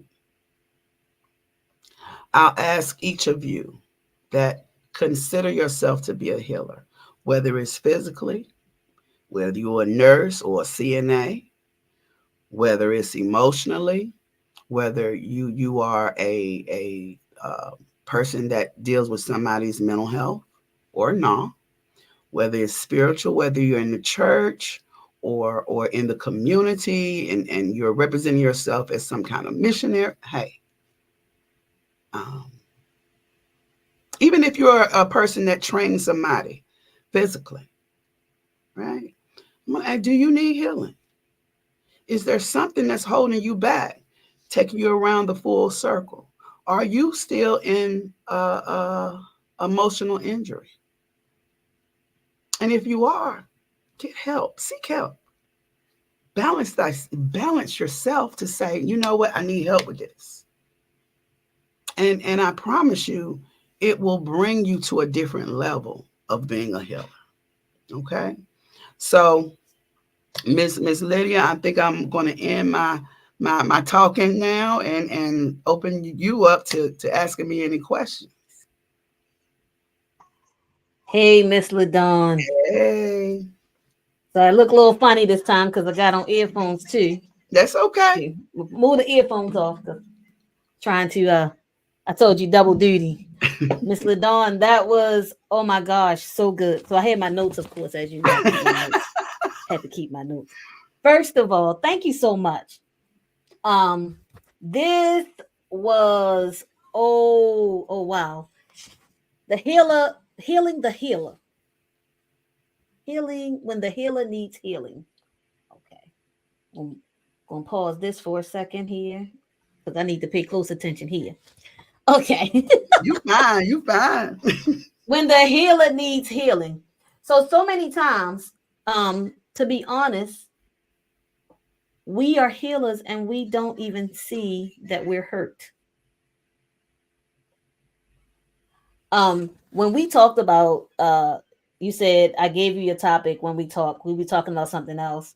Mhm. Just when you gave me the topic, I stopped because the stop had to happen because it stopped me in my tracks when you said you gave me the topic from what you said. Because a lot of times what happens is we need healing, Mhm. but we're always trying to help somebody else. Yes. And so yeah, the topic alone was great. But can I talk about some of the stuff you said? Yes, you can. I just want to talk about some of it. The emotional injury when you walk into a room and someone comes into that room Mhm. and there's an effect on you. Mm. And it's a negative effect, but because you are the healer, Mhm. you keep going and don't deal with that you are now emotionally injured. Yes, ma'am. That right there, I have to tell you, it just hit home for me. Yes. And you know me, so you know it hits home for me, especially because a lot of times that is exactly what's going on with us. Mhm. That person has wounded us so badly, and we Mhm. basically did what people call, they talk about sores come up, it gets pus in it, but it Yes. heals over. Yes. This is my analogy to what you said, okay? You had a Because band-aid on it, huh? You had a band-aid. we got not even just a band-aid. We have like a new piece of skin that's Mhm. covered the pus. Mhm. So now we have this infection growing, Mhm. and we're lashing out Mhm. at people, not understanding that the infection hasn't been cleaned out. So that Mhm. emotional injury is really, it's not getting better. It's actually getting worse because the infection is going down into our skin and we can't see it on the top. Exactly. A lot of times there are emotional injuries that happen. We were 5 years old. And if you think about the mental capacity of a 5-year-old, right? You may have had an aunt to say something real nasty to you, right? Or an uncle. And here you are 5 years old and you like, I don't like Uncle such and such. Or I don't like Aunt such and such, right? What usually happens is because you understand that as a 5-year-old, a lot of times we never go back and correct the thoughts. We never go back and say, but I was 5. And Aunt such and such or Uncle such and such was trying to be funny or trying to be cute with it. But Uncle such and such hurt my feelings. So what happens is now you become 10 and you still can't stand Uncle such and such, right? Then you Yes. become 15 and you really can't stand Aunt such and such. When they come into the room, you like, oh, here they come bringing that bad energy. But what you have never processed is that you absorb that emotional injury at 5 years old. So you understood it as a 5-year-old. So here you are now 50, and Uncle such and such, Aunt such and such coming into the room, and you like, psh, you have totally dismissed this person out of your life. And Right. you have a physical reaction to this person because of what happened when you were 5. That's where the healing has to come in. You talk to somebody and you say, wait a minute. Because a lot of times, once you talk to somebody who's professionally trained and talk to you, you realize I'm really consuming something and feeling something from when I was 5. Yes. Exactly. So, Exactly. And it runs like like your blood running through your veins almost, mhm, because it becomes a part of you mhm, instead of being able to move forward. You find yourself reflecting on mhm, it. mhm, And I say that from personal experience. I mhm, find myself, I have found myself at times reflecting on stuff that happened years ago. And it's like, you're not over that, girl. mhm, And it's because we haven't done the work. mhm. You know, So, when we talk, you always say, do the work. exactly. So, a popular phrase that I see on everybody's t shirt is let go and let God. Okay. Mm-hmm. But when you don't know what you're letting go of, that's what I'm here for. I'm here to teach you what to let go of, because a lot of times we don't have that ability. We don't even know what we're trying to let go of. What we letting go of? Yep. And then let God. So Yep. yes, let go and let God, but find out what you're trying to let go of first. Yep. That is major. Hold on 1 second. Take your time. I'm a how you say, a jack of all trades.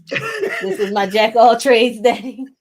All right, so let's see. Let's see. We have to find a way to thrive.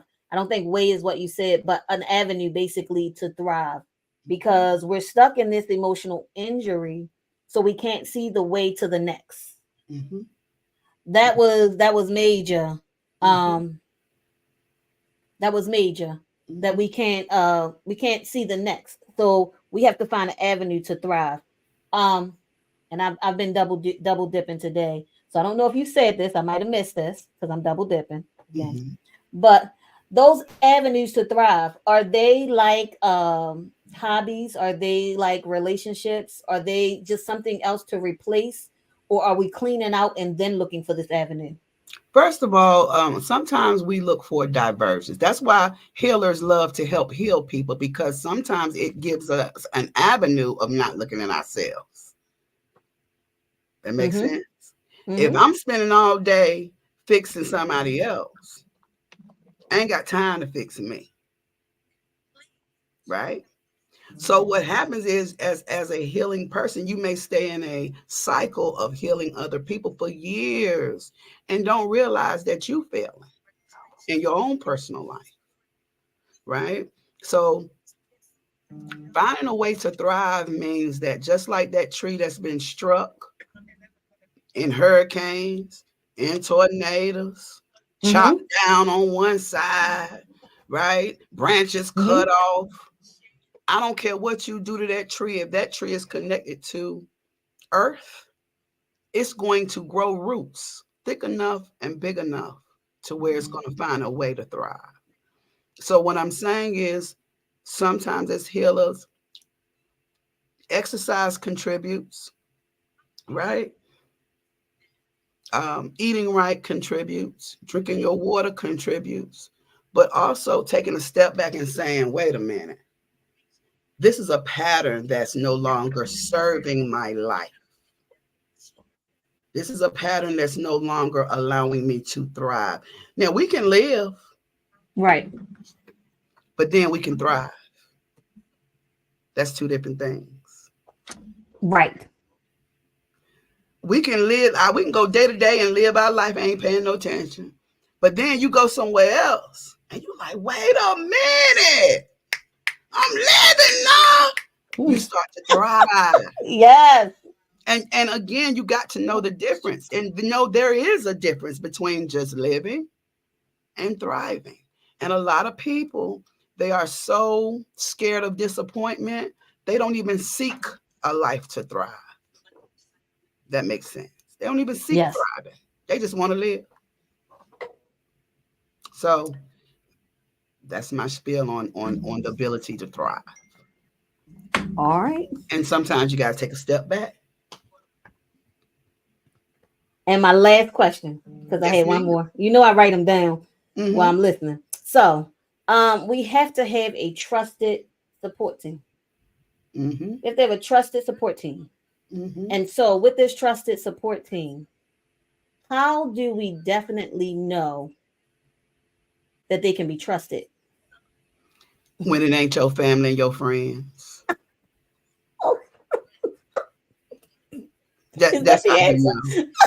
Okay. I mean, I hate to say that, because again, we're full of patterns as people, right? We're full of patterns, right? And instead of not talking, I'm not saying you can't trust your family and your friends, but there are certain areas, yes, that's not a source. And if you're trying to recreate yourself, your family is going to I call it the family wheel. We all have a family wheel. Like, let's just say It's only two people in your family wheel. It might be you and your sister, right? And y'all are in this wheel, right? And you try to change, you're gonna throw that wheel off balance. So Right. of course she don't want you to do nothing to change her balance, right? Let's just say Right. your friendships. You got this friend, and then you know this friend ain't right for you, but you know that's your friend, that's your boo, that's your rider as your friend, right? So not Right. saying that that person ain't got your back, because they do. You can trust them with your life.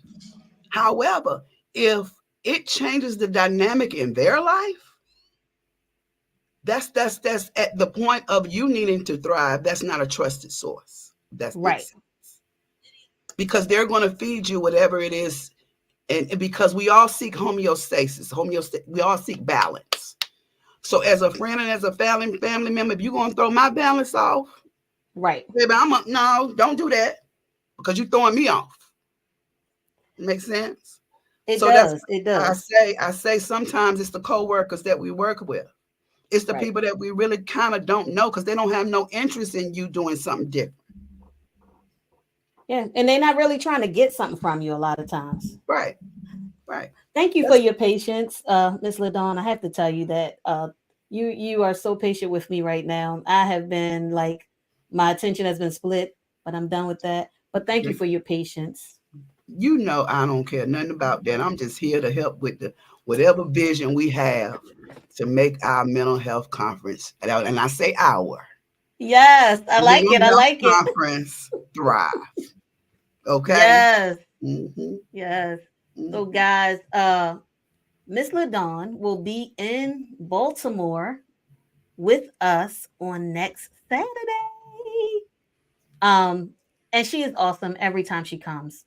And so we want you to check us out on the Lioness Den and register. I'm not going to put it on this channel because this ain't the channel for that. But if you like what you heard today, find the Lioness Den on Facebook, because it's been that great that you should find it. I know it has. I've listened to it. She is absolutely fabulous. We have changed her name. We've given her a new name. She like Jacob. We just gave her a new name. Jacob, they say Jacob, was wrestling with Angel, got a new name. His name became Israel. Well, she is our cousin counselor. And she is just touchable and reachable. So please look her up at Happy Healthy You. Counselor. I got that right? Yep. You got it Happy Healthy right. You, counseling and coaching on Facebook. Because she has so much to share. And look, she is the counselor that's not gonna make you feel like sometimes you talk to people and they make you feel like they're above you. That's the word I want to use. They're above you. No, she talks right to you. And I love it, because that's why she can be our cousin counselor. My family and friends have adopted her already, so I just want you to know they've already adopted her. They already let me know how happy they are that you're coming next week. So just know you got a whole little fan club in Baltimore. They're ready for you. I'm so excited. Thank you so much. I can't wait to see everybody and wait to see what this whole thing has to offer for everybody. I hope everybody sign up, because it's going to be amazing. Amazing. Yes, ma'am. Mm-hmm. LaDawn, thank you so much. I will definitely be back in touch today. Look, I'm gonna tell you that now. I'll be back in touch today. Okay. But thank you so much. I Thank appreciate you. I appreciate just the years now that I've known you. I can say that. Look, at first I couldn't say that. The years that I've known you. The years that I've known you've been such a blessing to my life. Thank you. And you really, really clarified for me that this mental health and spiritual leaders conference works. Mm-hmm. Because you cover all the bases, just like Dr. Mike. You guys are so knowledgeable on all of the bases, and I truly appreciate you. Thank you so much. Thank you so much. And I'll see you next week. Yay! All right. Bye-bye. Bye-bye, Miss LaDawn. See here. Y'all, Now, I don't usually have this much trouble in this space, but today has been a day. But we are moving forward. We got some things going on. And look, I got to tell y'all, look, we have a brand new therapist coming to talk to us today. This is her first time. And I am elated to share her with you.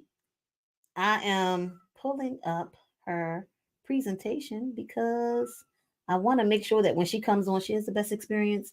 She hasn't been here with us before. And, we want to do good when we got new people. We don't want to show them all our bad stuff, right? So I'm pulling her presentation up so that when she begins, I have everything ready for her this morning.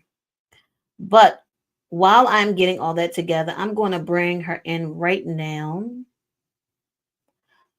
In the person of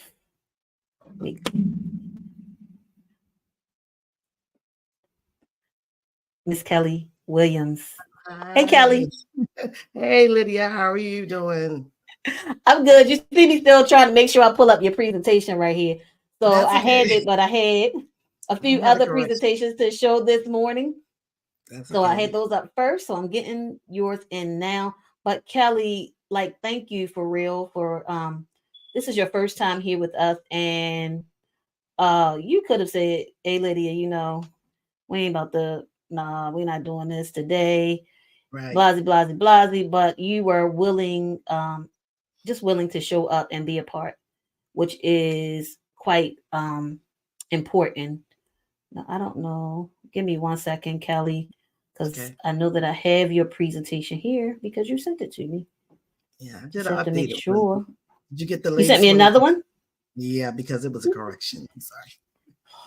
Hold on then. I have to pull up your presentation, Kelly, because I don't have it right here. But anyway, Kelly, I'm just happy that you're here with us, and you're sharing with us, because a lot of times people are not willing. They'll talk to you, but when you tell them, hey, I need you to come in front of a camera, they're like, nah, Right. I can do this. But you were willing to actually come in front of the camera. So I appreciate that so much. Right now I'm being like the guy in the Wizard of Oz who says, pay no attention to the man behind the curtain. I'm literally, okay. that's what's going on right now. That's But I'm almost there because I'm downloading the new one that you sent me. okay. Downloading now, and then I'll be able to pull that one straight up as Okay. soon as it's finished downloading. Okay, No so problem. let's go here. Oh, did I knock us both off screen or just me? Did my picture go away for a minute, Kelly? No, I still see Oh, you. okay. All right. Yeah. On my screen, I went to another screen on my computer. When I came Okay. back, it looked like I was gone. But Kelly, can you tell everybody a little about yourself, please? Well, let's see. I have been in mental health now for probably a little going on 7 years now. So I've worked in different aspects of mental health field, case management, substance abuse, and behavioral health. So, just being able to, I've met so many different people. I've been grateful that I've been able to help a lot of people as well. You can't reach everybody, but there are some people that you do get the gratification from, and you're grateful to be able to reach and see people actually progress and change their lives. So that's been a blessing, just in this field, just doing it, for almost 7 years now. So I've been grateful. Yeah. With doing this for the amount of time that you've been doing this, can you tell me, because I'm gonna do a little interviewing while I'm getting this to work out. Okay. No problem. Tell me how, because a lot of times, like Miss LaDawn was talking about, the healer who needs healing, right? How does that Yes. work? Because sometimes I'm sure you run into people who Dr. Mike says every therapist needs a therapist. Mm-hmm. That's true. So how do you deal with, because I'm sure some of your how do you say, some of your contemporaries, your peers, that's the word I'm looking for. Some of your peers, you guys get a chance to talk. how do you work in that environment when you know I need healing and I need someone to go to? How do you deal with that environment or that It, thought? it's really a lot of people. You'd be surprised. A lot of, and I know LaDon's talked about leaders. There are a lot of leaders that do need assistance or need help or need counseling, just as well as other therapists. I have connected with a lot of therapists as well, and even myself. You know, even being one of myself, because people dump so much on you. And some of the things you can relate to is relatable, but you have to stay in that professional mode because you're trying to be that therapist at that time, and you cannot project what you're feeling onto somebody else. So it helps to be able to have therapy, to go and maybe talk to another therapist about some of the things that you're going through, some of the things that the challenges that you're dealing with. I call him Uncle Mike, cousin Mike. Yeah. He was definitely that's just respect for, but yeah, but that's true. Every therapist definitely needs a therapist because we have to be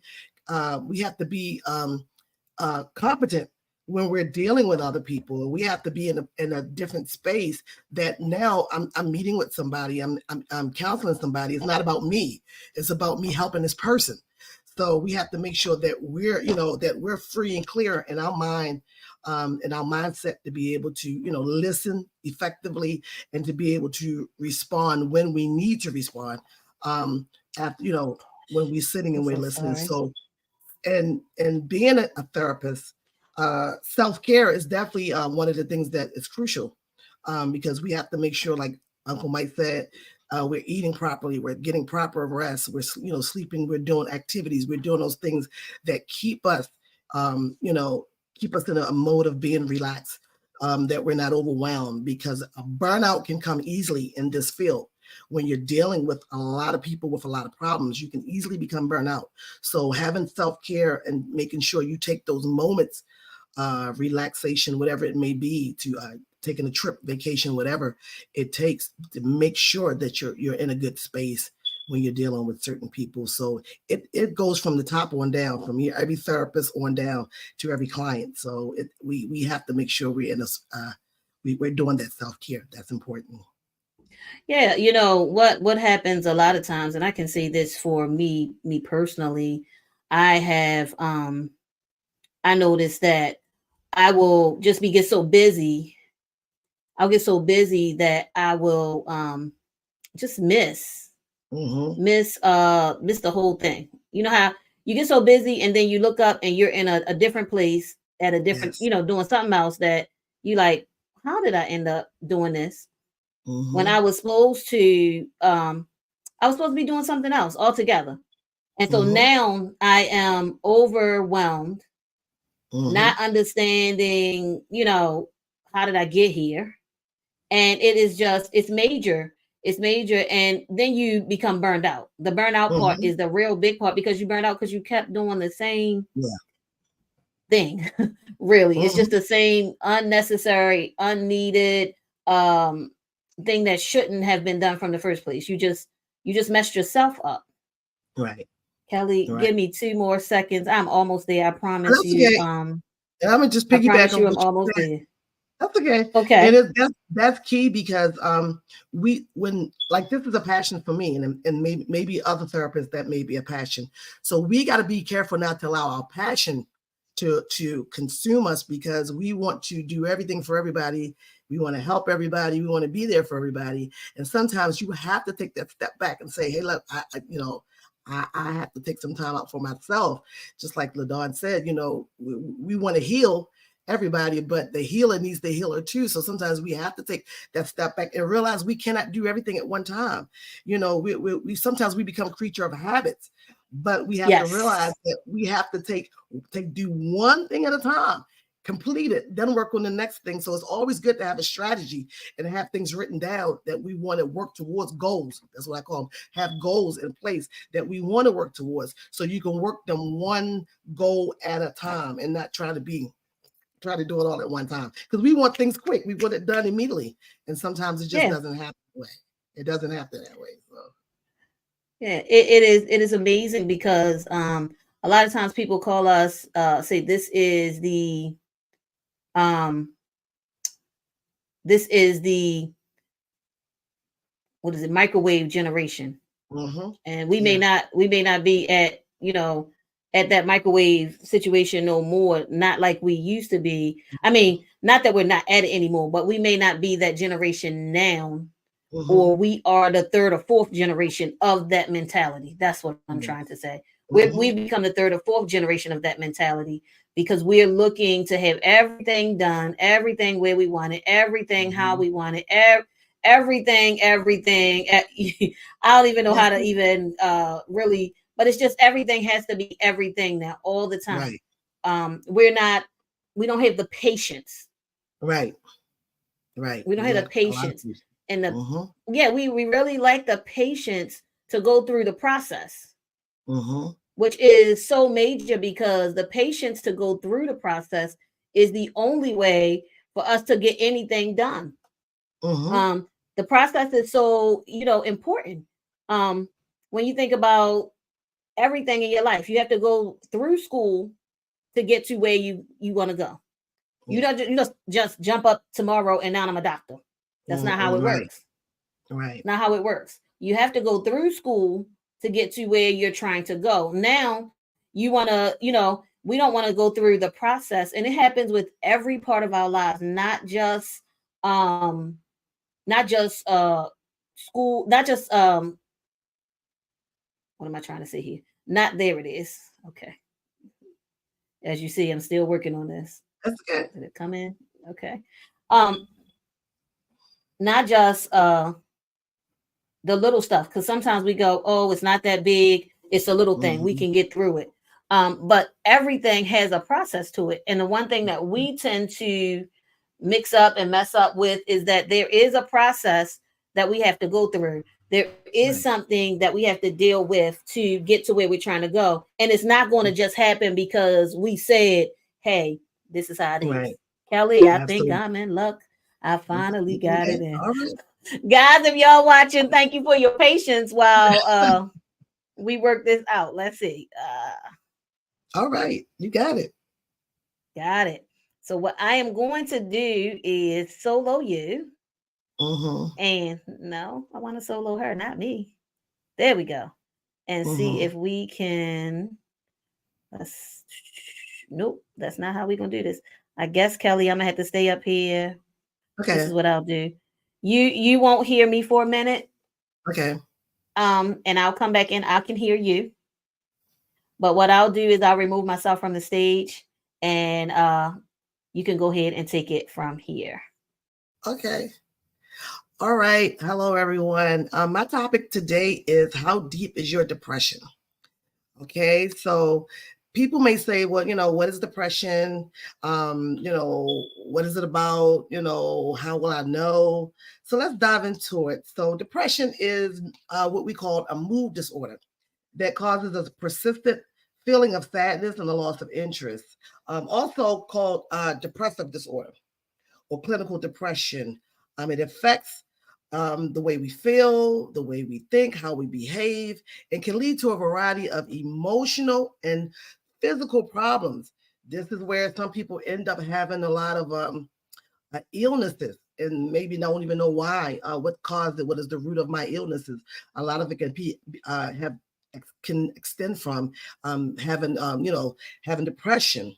The main difference between depression and clinical depression, that's the difference, is that depression does not need to be treated with medications, whereas clinical depression will need medication and counseling. Some people, you can be depressed, but you don't have to be clinically depressed. So there is two different types of depressions there. So when it comes to the part of being clinically depressed, that's on a more serious level where you will need, and sometimes you may need medication to regulate things for a chemical imbalance and things like that, or and have to get extensive counseling, seeing a therapist or a doctor, to make sure that things are good. So some of you may not know the statistics of depression that's out here now. I know the pandemic had put us in a place where it is just like really made a lot of dark places for a lot of dark people, because in the pandemic, a lot of us found out who we really were and who we really were living with in the depression. In the pandemic. So we found out a lot about ourselves while we were locked in, and it raised just in that from 2020 on up to now, the statistics had just shot through the roof. So believe it or not, about 280 million people worldwide live with depression. And depression affects all ages groups.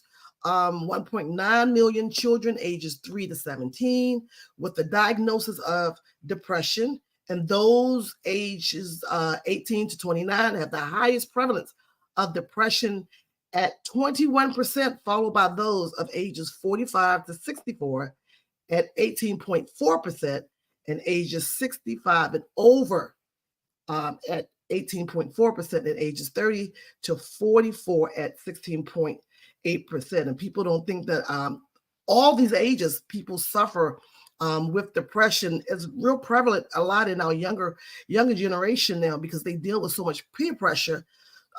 It's different from when we were growing up, from my generation and our mothers and our grandmothers.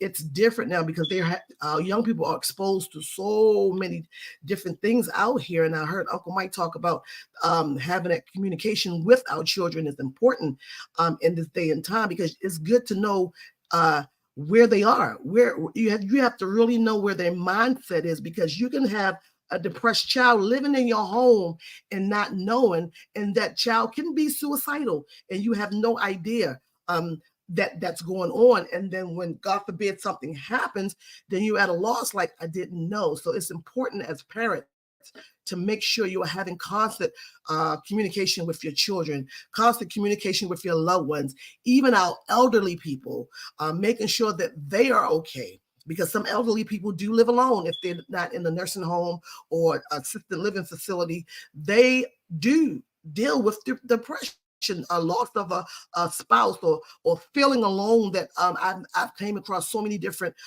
elderly people in my journey that didn't have children to come. They had children, but they would not come visit them because of we don't get along, or something's going on and they don't talk to me, or they won't come see me. I have grandkids that I don't know, that I haven't even met before. So older people, our elderly people, do suffer from depression as well. And then you have that middle age gap. So we have to be mindful to check on people periodically. Make sure your loved ones are okay. Make sure your friends are okay. Even if it's a neighbor and they live by themselves, make sure that they are okay, because we want to make sure we want to keep the percentages of suicide down, because you can any age. It's no age limit. It's no age requirement. Whatever. People can commit suicide of all different ages. So we want to make sure that we're in tune with different people to make sure that they're okay. Okay, my next slide would say, no way, I'm not depressed, because some people can be feeling these symptoms, but may not think that they are in a state of depression. So if you're feeling sadness, if you're feeling worthlessness, irritability, fatigue, guilt, crying spells, apathy. And people might say, well, what is apathy? That's a lack of enthusiasm, like you just have no energy whatsoever. Anxiety, if you have a high level of anxiety, if you're restless, lack of concentration, any withdrawals, sleep problems, overeating, or loss of thoughts, a loss of concentration, I believe that is, a loss of concentration, or overeating, or loss of appetite, that should be. Thoughts of suicide and physical pain. Any of these symptoms that you may be suffering with, there's a possibility you may be in a depression. So we want to just keep on moving. I have broke this down to about 10 different types of depression, because many people may not even be aware that there are different types of depression. We just use the word depressed, and that could just be anything. So we want to be clear on which type of depression we may be going through. And like I said, some may require medication, some may not, some may be classified as clinical, and some may be classified as non-clinical. So my first one is going to be, even though we know depression is not a one-size-fit-all. So my first one is going to be major depression.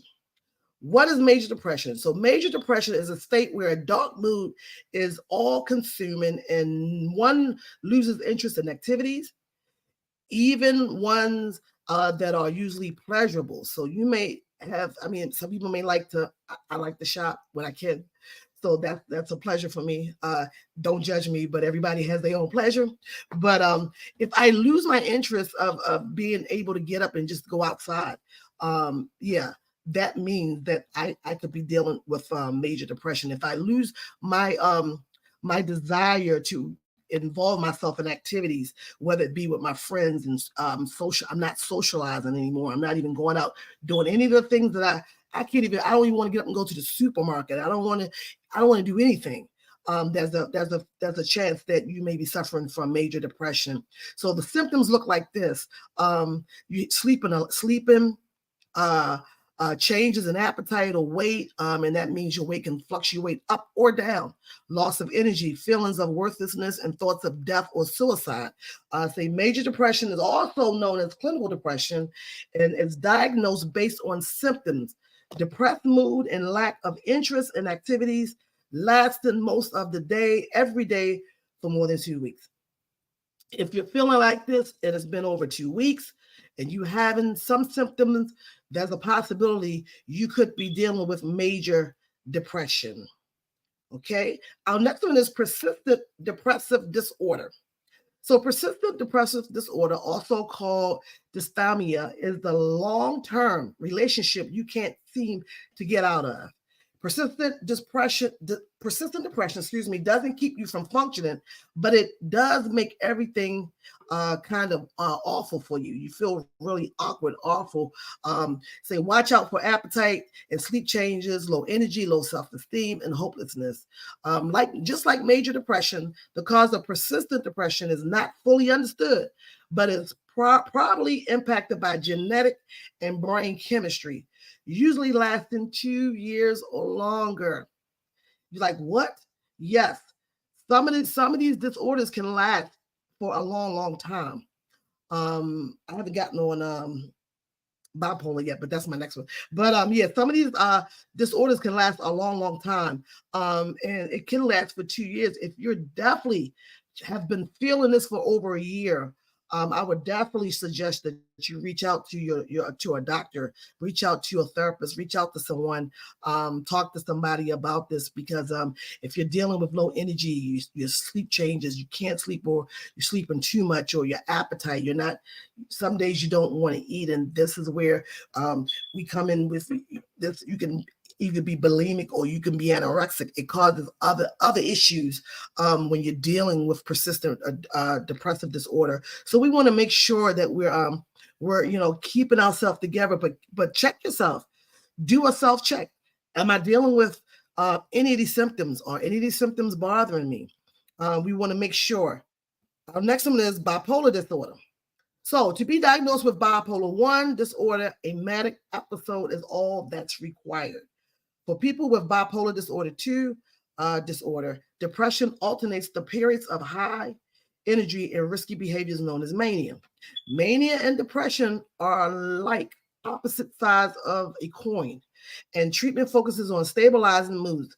Episodes may also be mixed with elements of both mania and depression. Somebody said, what is mania? So mania is like an elevated, effect, like arousal effect. If you have ever seen somebody that's just like, they just all over the place, and they just can't seem to calm down and can't seem to get themselves together, like you just were like, what is, they can't sit, they can't stand, they fidgety, they just can't keep it together. That's part of what mania is. So people can be bipolar and they can have a mania episode along with this disorder as well. So unipolar disorder is like a bipolar disorder without mania. The term may be used to refer to major depressive order or clinical depression. Okay, so and my next disorder is, and this is one that a lot of people can probably relate to, if you just had a baby, perinatal, or what we call postpartum depression. Depression can occur anytime during pregnancy, prenatal depression, or within 12 months after delivery, postpartum depression. Pregnancy and childbirth coincide with dramatic hormonal and physical changes. Add sleep deprivation to the mix, and you have a recipe for postpartum depression.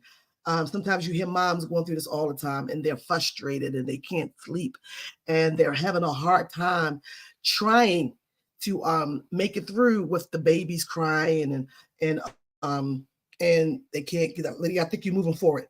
I'm still on prenatal and postpartum.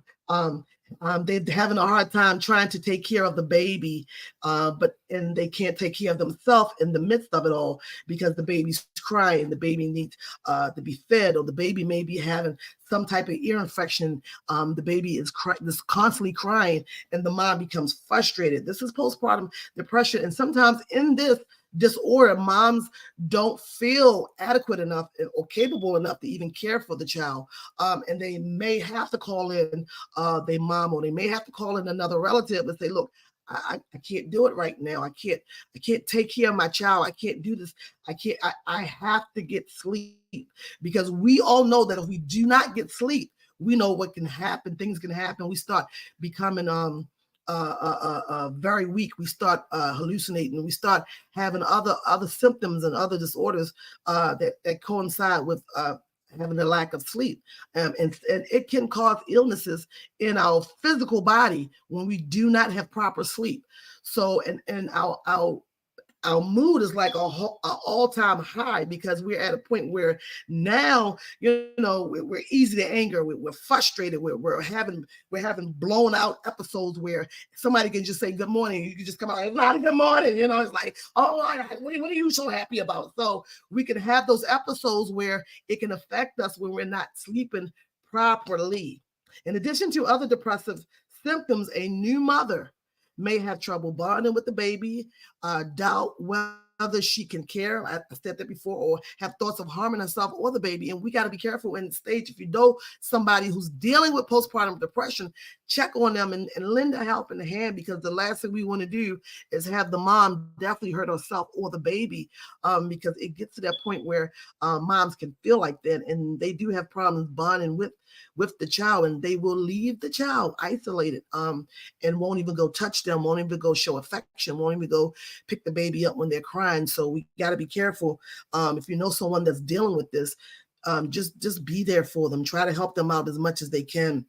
If you have a history of depression, experience abnormal stress during or after pregnancy, have medical complications or substance abuse use problems, you may be at a greater risk for postpartum depression. And I have come across a lot of moms who are on health, they have substance abuse use as well, and dealing with postpartum depression along with other co-occurring disorders as well. So it is possible. So we want to be careful. If you know somebody, like I said, just give them a helping hand. My next disorder is called PMDD, also known as premenstrual dysphoric disorder. So PMDD is an extreme form of premenstrual syndrome that causes severe irritable depression or anxiety. Symptoms usually occur between ovulation and your period. These are for women, women that still are having a cycle. That means up to 5% of menstrual women are in misery for 1 to 2 weeks every month. A fluctuation in hormones and serotonin may be responsible. PMDD is treated with several types of medication, including antidepressants, birth control pills, and over-the-counter pain relievers. Stress management and balanced diet and regular exercise may help. If you're dealing, some women may have this problem, some women may not. But for some women that do, it can be frustrating. We go through our hormonic changes on a monthly basis. Sometimes we're at a point where you get to a place where you're like, don't bother me. I don't want nobody talking to me. I don't want nobody asking me no questions. I don't want to deal with nobody. And you just want to shut yourself away and just do you. And that's normal. That's normal. There's nothing really wrong with you. You're going through a phase, and it's your hormones that's triggering all the emotions that you're dealing with. So if you're dealing with this, just make sure that you're having stress management. Sometimes you have to go in Huai, and that means sit down and read a book, listen to some music, read your word, pray, whatever it takes. have those moments where you're downsizing, you're sitting down, you're relaxing, and you're not taking care of anybody for the moment, but you have a bubble bath, whatever it takes.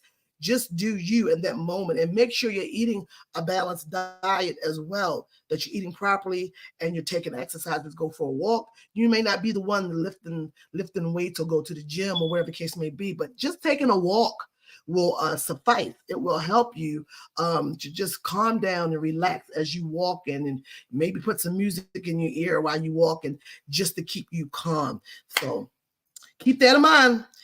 Our next one is seasonal affective disorder. This is the one people mainly don't know about.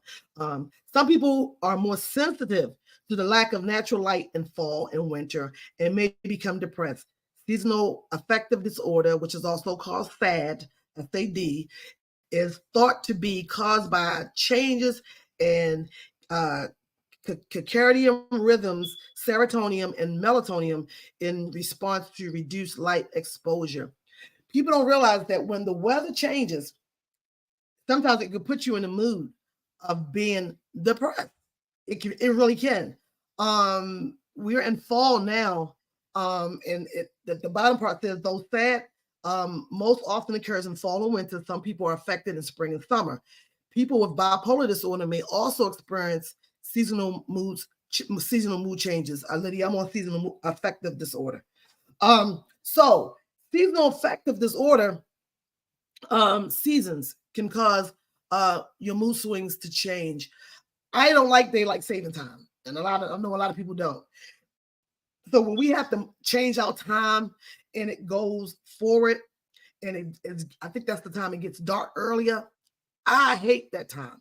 And I think it does something to a lot of us, because now we're stressed out at the point, because if you work a 9 to 5 or 8 to 5 or whatever your time may be for work, you're getting off of work and it's dark.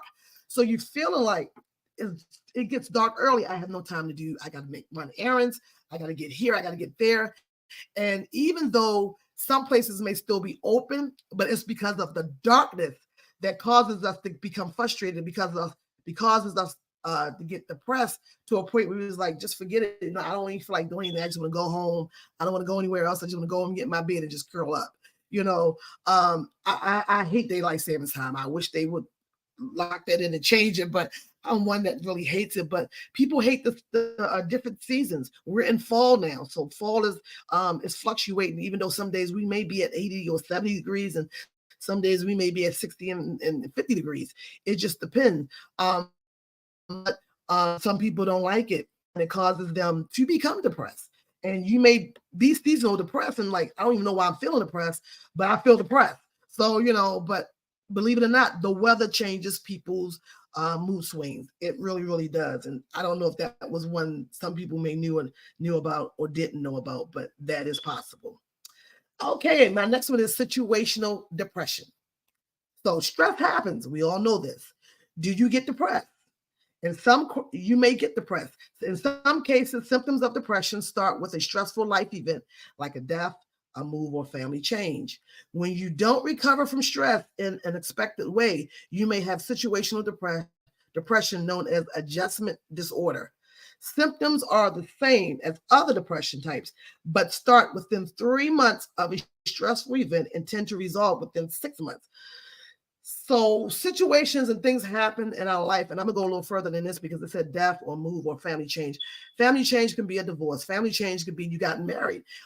It can be now that a single mom may have had kids already. You already had a ready-made family, and now there's someone new in the house. So you have to get adjusted to this disorder. So the kids go through changes. And when there's a death, grief is something that, I always tell people there's no expiration date on grief. Everybody grieves differently. Some people may grieve in a short period of time, and some people may grieve for a long time. But if you got to grieve, you have to grieve. Not to say that you will never overcome your grief, but it can cause situational depression. People can become depressed at the loss of a loved one, especially if you're close to that person. Have you ever noticed spouses that may have been married for some time, they're real close to each other, one passes away and then shortly after the other passes away, because the one that preceded the one, the one that survived, the one that versus the one that passed away, went into a depression. They went into a depression because of the loss of the loved one, and they gave up pretty much on life. They probably don't want to eat. They probably don't want to get out the bed. They probably don't want to do anything. They probably sleeping too much or not sleeping enough. So especially if you're not eating, you already know if you're not eating, your body's going to shut down. So they go into the situational depression because they grieve the loss of their spouse, and they feel like it's hopeless. I have no more reason to be here. I have no more reason to live. I have no reason to go on. I just want to be with them. I just want to go on and be with them. So that happens, so if you, and for families that may have moved from one place to another, you're in a different location. That becomes a situation of depression for some, maybe the children, maybe the mom, I don't know. If you're in the area where you're comfortable with, and you've been there for some time, you know everybody, and now you got to leave for whatever reason, that can cause depression. Because now I'm in a new place, I don't know anybody, especially if you move to a different state. I don't know anybody, I'm in a different place. I have to learn people all over again, and people have to learn me. So, you go through this adjustment disorder of trying to be, build new relationships. So that can become a situation for depression. My next one, atopical depression. The symptoms are pretty much the same as those of other types of depression, like feeling sad, increased appetite, and sleeping too much. You may also feel rejected or criticized, or feel a heaviness in your arms or legs. The main difference between a typical depression and other types is that people with atypical depression may feel better for a short period of time in response to positive events. A typical depression can start early in life than other forms of depression. It may last for long periods of time. Risk factors are alcohol and drug use, childhood trauma, environmental stressors, and a family history of depression, bipolar disorder, or alcoholism. Atypical depression, it like I said, it's a lot of these cause a lot of the same symptoms. It causes the heaviness. If you feel heaviness in your legs and your arm, it's a possibility you could be dealing with this type of disorder.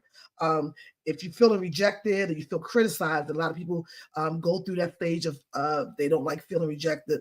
That causes like a lot of low self-esteem. They don't like feeling that criticized. They don't like feeling being criticized. That all of this causes low self-esteem. And risk factors for people having this disorder, they can start drinking, they can start doing all kinds of things, but the triggers can come from a childhood trauma, or you could be in an environment where you are, whether it's a work environment, whether it's a home environment, that can cause stress on your life. So you got to check, like I said, do self-checks, do self-management, make sure that you're not living in any type of these environments, because you want to make sure that this right here is intact. You want to make sure that this is good. And don't be afraid to even acknowledge that if that is the case, that if you're living in any of these stressful environments, or any of these stressful disorders, that you just be true to yourself and say, yeah, I need help. Just say, I'm feeling some of these symptoms. I may not have. I will say that if you have 2 or more of these symptoms, get checked, because it's like, well, that's not really, but they could become more if you let it slide and not treat it, not get it treated, and not go talk to someone, or not, have accountability partners and people in your life that you can go to. It can become more. It can grow. It can fester. Feelings and emotions can definitely fester. So treatment is my next slide. It's important to understand that not all depression looks or feel the same. We know that it's not a one-size-fits-all. If you have any of the symptoms listed above, or see yourself in any of these descriptions, it's worth a chat with your doctor or therapist to find out more. It's nothing wrong with talking to somebody, to making sure that we're in good, that our mental health is in good state. We have to do that, do self-checks on a regular basis. We can check everything else. We make sure our batteries on our phones are charged. We make sure our car maintenance is done. We make sure everything else is done that we need to check on. We need to make sure our mental health is intact periodically. Check that periodically. Okay, listen up. To find the best diagnosis and treatment, tell your healthcare provider about stressful events that coincide with your symptoms. Whether you have a personal or family history of depression, or when your symptoms began or change, be open with your doctors. Even if it's your medical doctor, talk to them, because they can always refer you to somebody else. And I remember LaDon said, maybe not, it's not a good idea to always go to your family members and talk to them. And this is true. Go to somebody that's unbiased, somebody that's held accountable. That, because we deal with a lot of HIPAA laws as counselors, and we have to make sure that when we talk to people and when we do have sessions, that is confidentiality. We can't get on the phone and say, "Hey, girl, guess what? I saw so-and-so today," because sometimes people know people, and you got to be careful not to do that, because we can be in major trouble. We have ethic laws in place for therapists and counselors to make sure that we do not breach these laws. And if we do breach these laws, we are definitely held accountable, and held accountable to the place that we can lose our license. So you have to be careful. So go to somebody that you know, that do not know you at all, that you can sit, have a conversation with, be open. And it may not happen in the first session, but keep going. Just keep talking to them. Keep showing up, because the more you open up and the more you talk, the more better you'll start feeling. Crisis, suicide prevention, and I'm a stickler to this. If you or anyone you know have thoughts of harming themselves or yourself or others, take these steps. Call 911 or your local emergency number. Call someone to stay with you. I say you or them until help arrives. Remove any weapons or substances that may cause harm. Get help from a crisis or suicide prevention hotline. Try the National Suicide Prevention Hotline at 800-273-8255. This is crucial. If you know people, even if people, because people will say stuff in a joking way about killing themselves. Don't take it lightly, because some of the loudest cries are some of the ones you don't hear, or some of the ones you hear in the joke. And don't take it lightly, because if they say it 5 times out of 10, they're going to attempt it. So if they say, "Oh, I'll forget it, I'll just kill myself," don't nobody care. Don't take that lightly. Continue to check on them, or even call suicide hotline. Give them their number. Let them call them or whatever, and talk to them. We want to make sure, because in just the last couple of years, the suicide rate has been high. And I didn't do a research on that. I should have.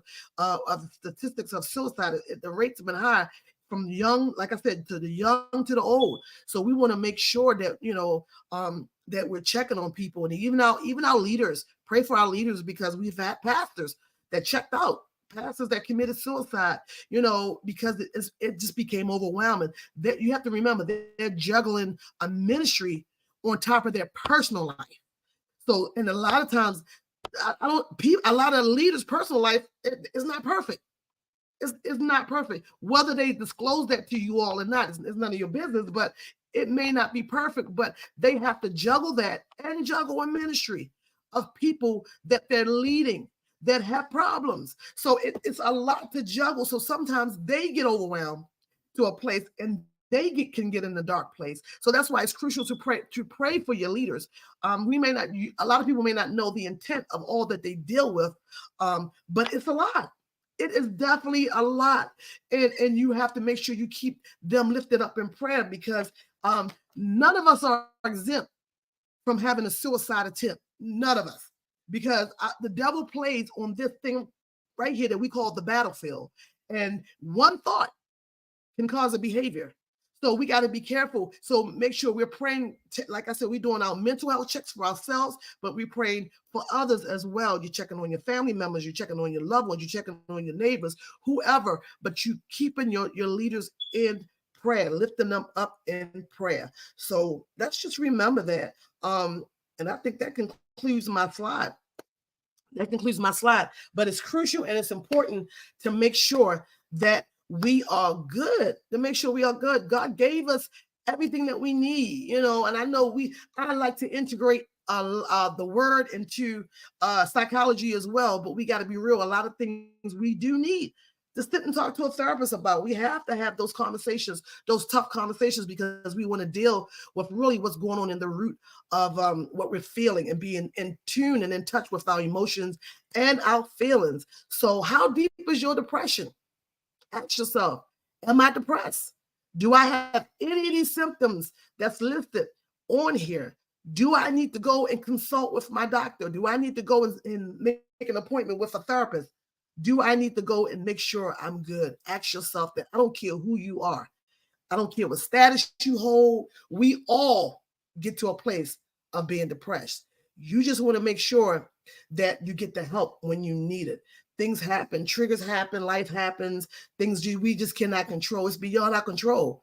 But there's help in place that you can get and that you can obtain. Lydia, I'm done. So, Kelly. Oh wow, that was great. Thank you for your patience. I literally had to switch computers while we were on. So that's how you saw your slides getting a little stuck. But that's okay. I said, this is what I said. I said, thank you, God, because I saw my computer doing something strange. So I went to switch to the next computer. And just as that computer blacked out, the other computer came up. And I was like, okay, we got this. You kept talking. And I was like, yes, Kelly. Yes. Keep it moving. You know, we be trained for that. Yeah, all disruptions, just keep it moving. Keep talking. Just keep it moving. Keep it but moving. Yes, That's it. How deep is your depression? That was so good. I mean, you went through each topic very precisely, because sometimes people say, oh, when you say depression, that's definitely not me. Right. And the way that you broke it down, it lets you know that there are levels to this thing, and what you may not be calling, because how many people call premenstrual, we say we have PMS. Yeah. So we don't really talk about that. This may be a form of depression. That's a form of depression. And what about those women who are going through menopause thinking, well, PMS just lasts, with menopause, it's just a constant PMS we going through. Right. But you literally are falling into a state. Oh, wow. Yep. Kelly, this was so good. I really appreciate you for coming. Guys, this is Kelly's first time. And she just did an amazing job. Because a lot of people are coming on and off, and because this is a long day for us, this is our 4-hour day, but they are liking and putting up hearts and everything. So Kelly, look, we're gonna have to add you to the lineup. I'm just gonna tell you, we'll add you to the lineup. We do this yearly. Okay. But the goal is to help people. Yeah, it really is to help people. And I think, Lydia, the way people can be helped if they educate it. You have to educate them on sometimes they don't know what they're feeling. So you have to educate them, which is why I was led to just break it all down, because like you said, depression, I ain't depressed. But if you know what you're dealing with, then you could be able to get the help that you need. So sometimes that's key.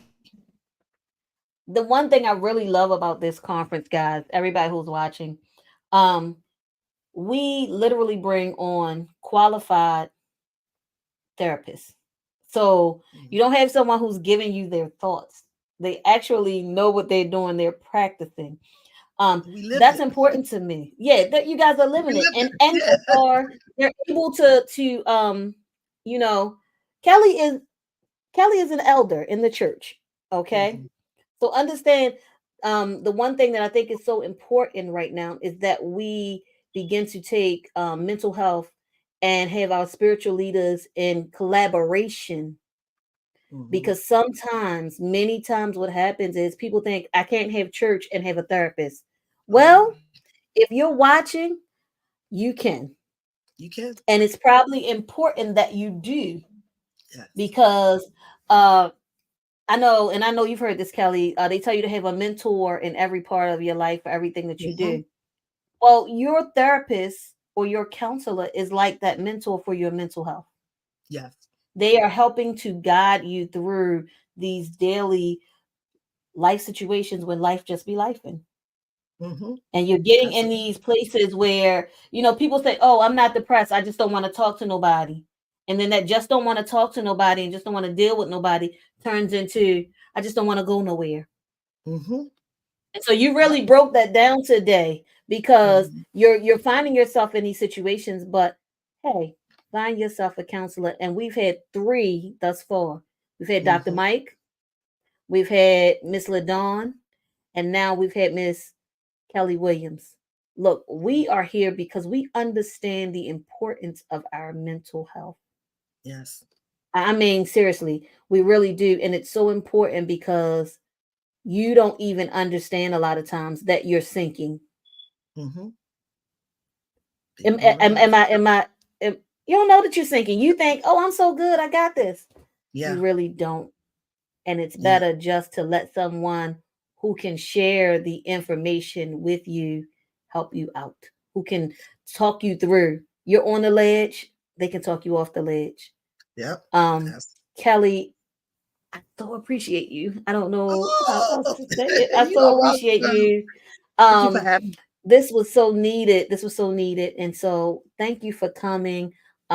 What we're going to do before we go to our next speaker is we have every year we share a list of resources. So we're going to share that list of resources before Miss Ebony Vaughn. You know, Ebony she's our other neighborhood therapist friend, you know, all of that.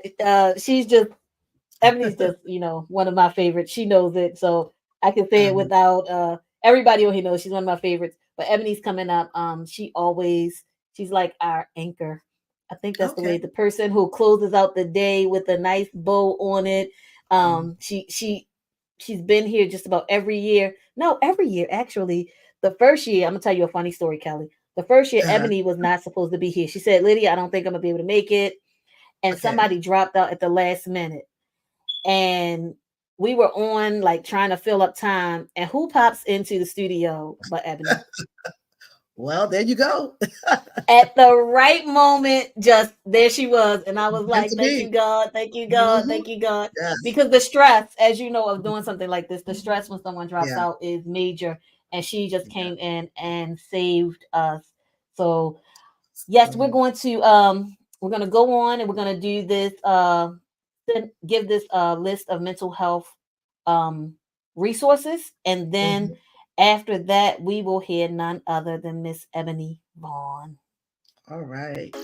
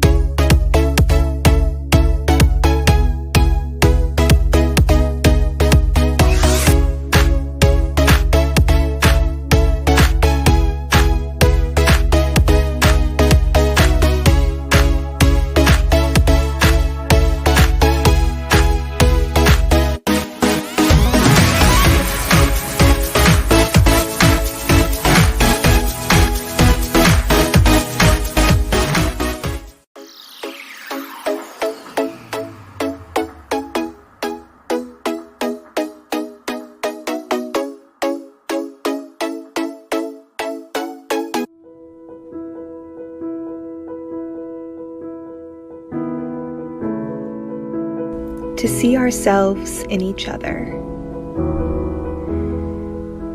to find compassion and understanding and gratitude and grace. People need empathy, Families need empathy. Communities need empathy. At Crisis Text Line, we're powered by 10,000 people who are ready to show you empathy whenever you're feeling alone, who are there to see you and hear you and validate you and remind you that the world needs you.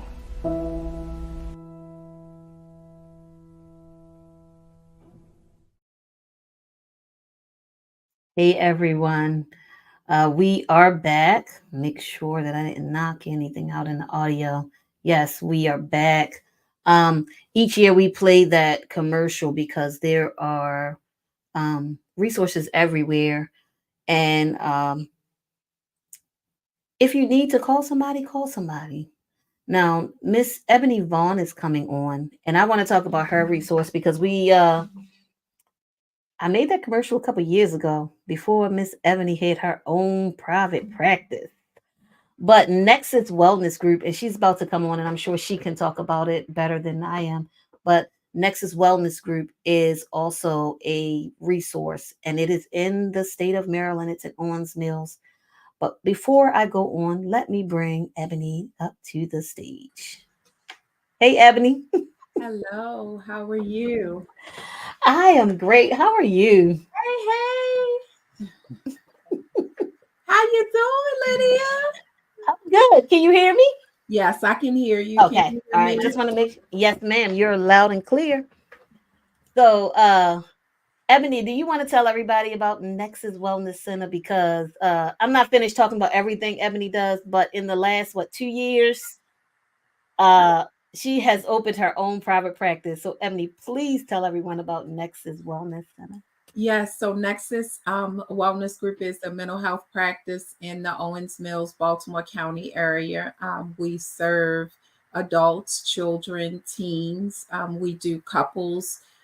We do groups. Right now, we are doing grief groups. We're running them weekly. We work with kids of all ages as well as adults. We have really increased our I guess services as it relates to working with families, multifamily therapy, and also working with a lot of couples now.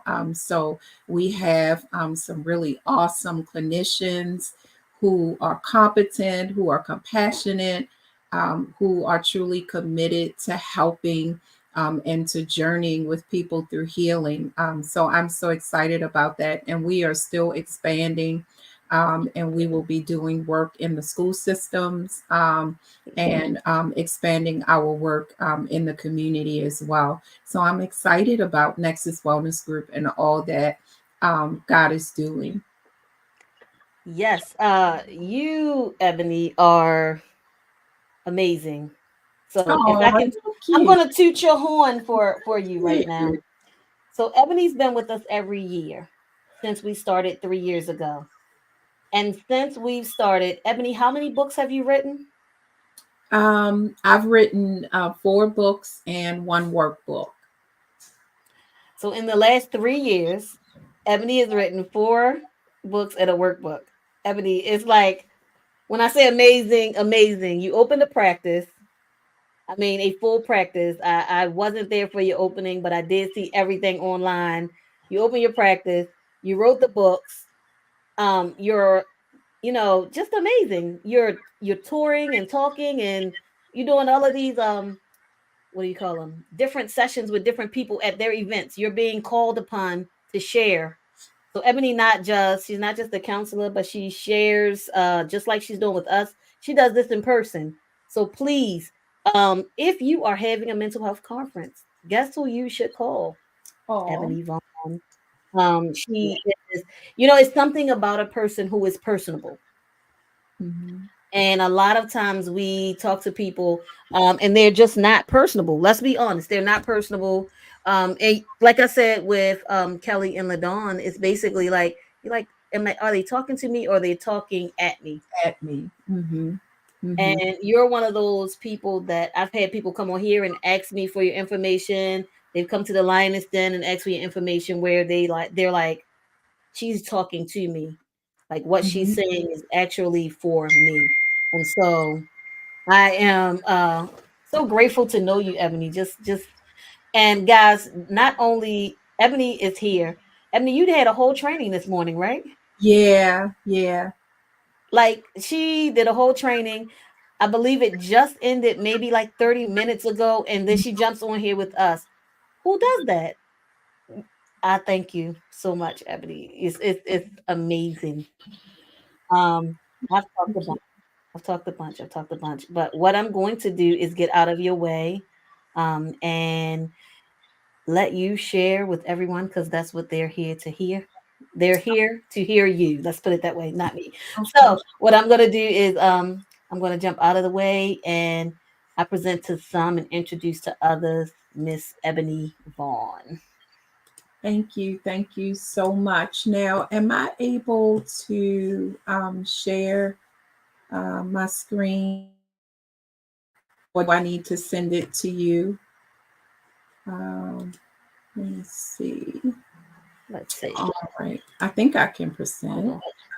You should be able to present because you should have the present at the bottom of your screen, Ebony. Okay, but You can I see it? share my screen? If you go to present and share screen, it should share your screen. Okay, awesome. Thank you. Try, All right, try it out. do that. Let's see. Can you see that? No? Okay, let me see. I can't see anything yet, Ebony. Okay, all right. So while I am pulling this up, thank you so much this opportunity to come and share. I'm always excited about coming with Lydia and talking about mental health and talking about wholeness. I think that it is such an amazing topic, especially, and I'll say amazing, but I'll also say prevalent because there are so many things going on in the world right now. And I think that it is so important for us to be able to have platforms where not only we share, but we also gain the information that we need. And so thank you so much for all your kind words, for your confidence and the things that God has enabled me to do. I so appreciate you and I love you, sis. And you are also doing so much amazing work in pulling people together to pour out. And so I'm just excited. So I do have a presentation and I was trying to pull it up and I could not find it on here, but let me see if it'll come up now. If it's a PowerPoint, let me see if it would say Windows, messages, entire screen. No, that's not it. Ebony, if you need to, you can send it to me and I'll just put it up for you. Okay, I'll do that right now. Because I can pull it in and you should be able to see when I pull it in, you should be able to see the slides at the bottom of the screen where you can move it as you want to, or I can go ahead and switch for you because I am listening. Okay, and what is your email? I'm sorry, this is so. That's okay. It's okay. LYCEPH. Oh, got it. Gmail. You got me? There we go. Let's. There we go. All right.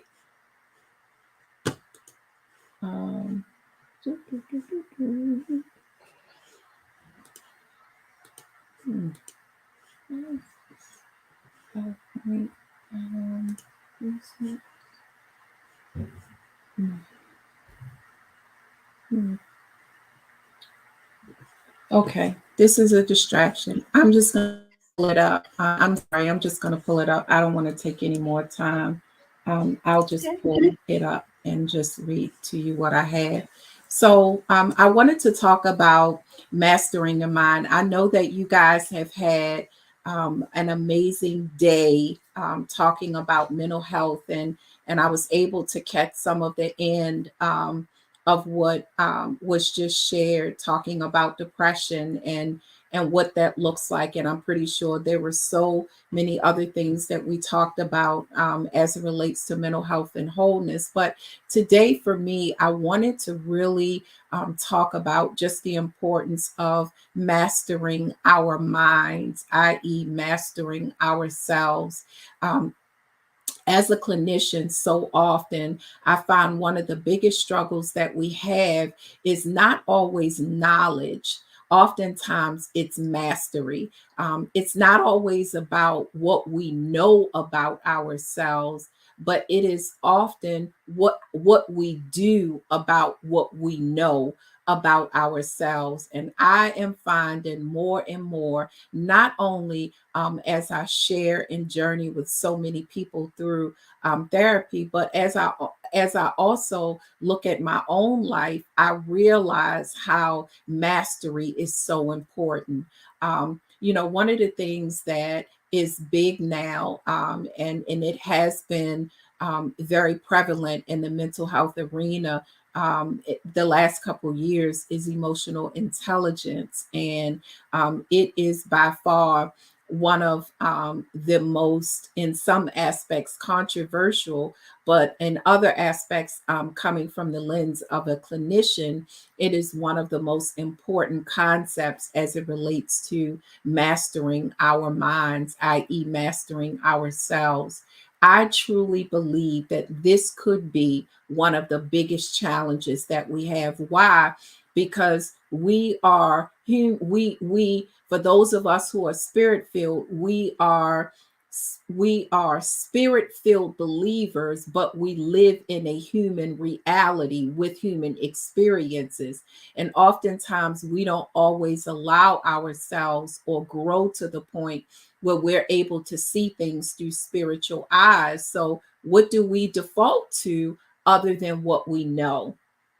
And so today I want to talk a little bit about, about that, about mastery of ourselves, or mastery of our emotions. When you think about where and why we have the emotions that we have, first of all, it's through our experiences, right? It's through our experiences that we oftentimes find ourselves stuck in a place of feeling what we feel. It's our experience, whether those experiences are negative, whether they are positive, they are our experiences. And oftentimes we get stuck in in whatever our experiences. Now, our experiences can be our childhoods, it could be who we were married to, our children, our jobs, our ministries. It could be any of those things. But the most important thing is we have to be able to separate what we experience, right, from actually what is real. And so I want us, when we go, when we start thinking about, okay, what are the experiences in my life right now that shape my world? And I want you to think about it as we're talking about this. I want this to be real interactive, because I want us to begin to go, begin to think about what are the experiences in my life right now that's shaping the way I think, the way I feel, the way I experience life, the way I experience my relationships with other people. We have to begin to put a context to our experiences and grow from them, grow through them, right? Or resolve them. Okay. And that is a challenge to someone today. Experience them, grow through them, but also resolve them. Because if we don't, we find ourselves stuck in the place of whatever that experience is, and all of the emotions that we struggle with, they impact each area of our lives, not just one. And so I think that it's important for us to understand that when it comes time, to really asking ourselves the question of how do I master my emotions, we have to go back to what are our experiences. We have to go back to what is shaping our lives, what is shaping our language, what is shaping our everyday living. Like these are all of the things that we have to think about. And then another thing, when we start thinking about mastering our emotions, is our expectations.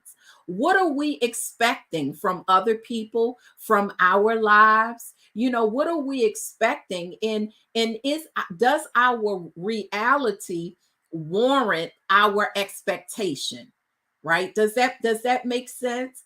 It's almost like, does what we expect from other people and even from our own lives, does our reality, does it warrant that? Are we living in denial, or are we really coming to terms with where we are and what we're doing? Like all of these things are important, and we have to begin to ask ourselves these questions. I find more times than not that we're not asking ourselves the right questions, guys.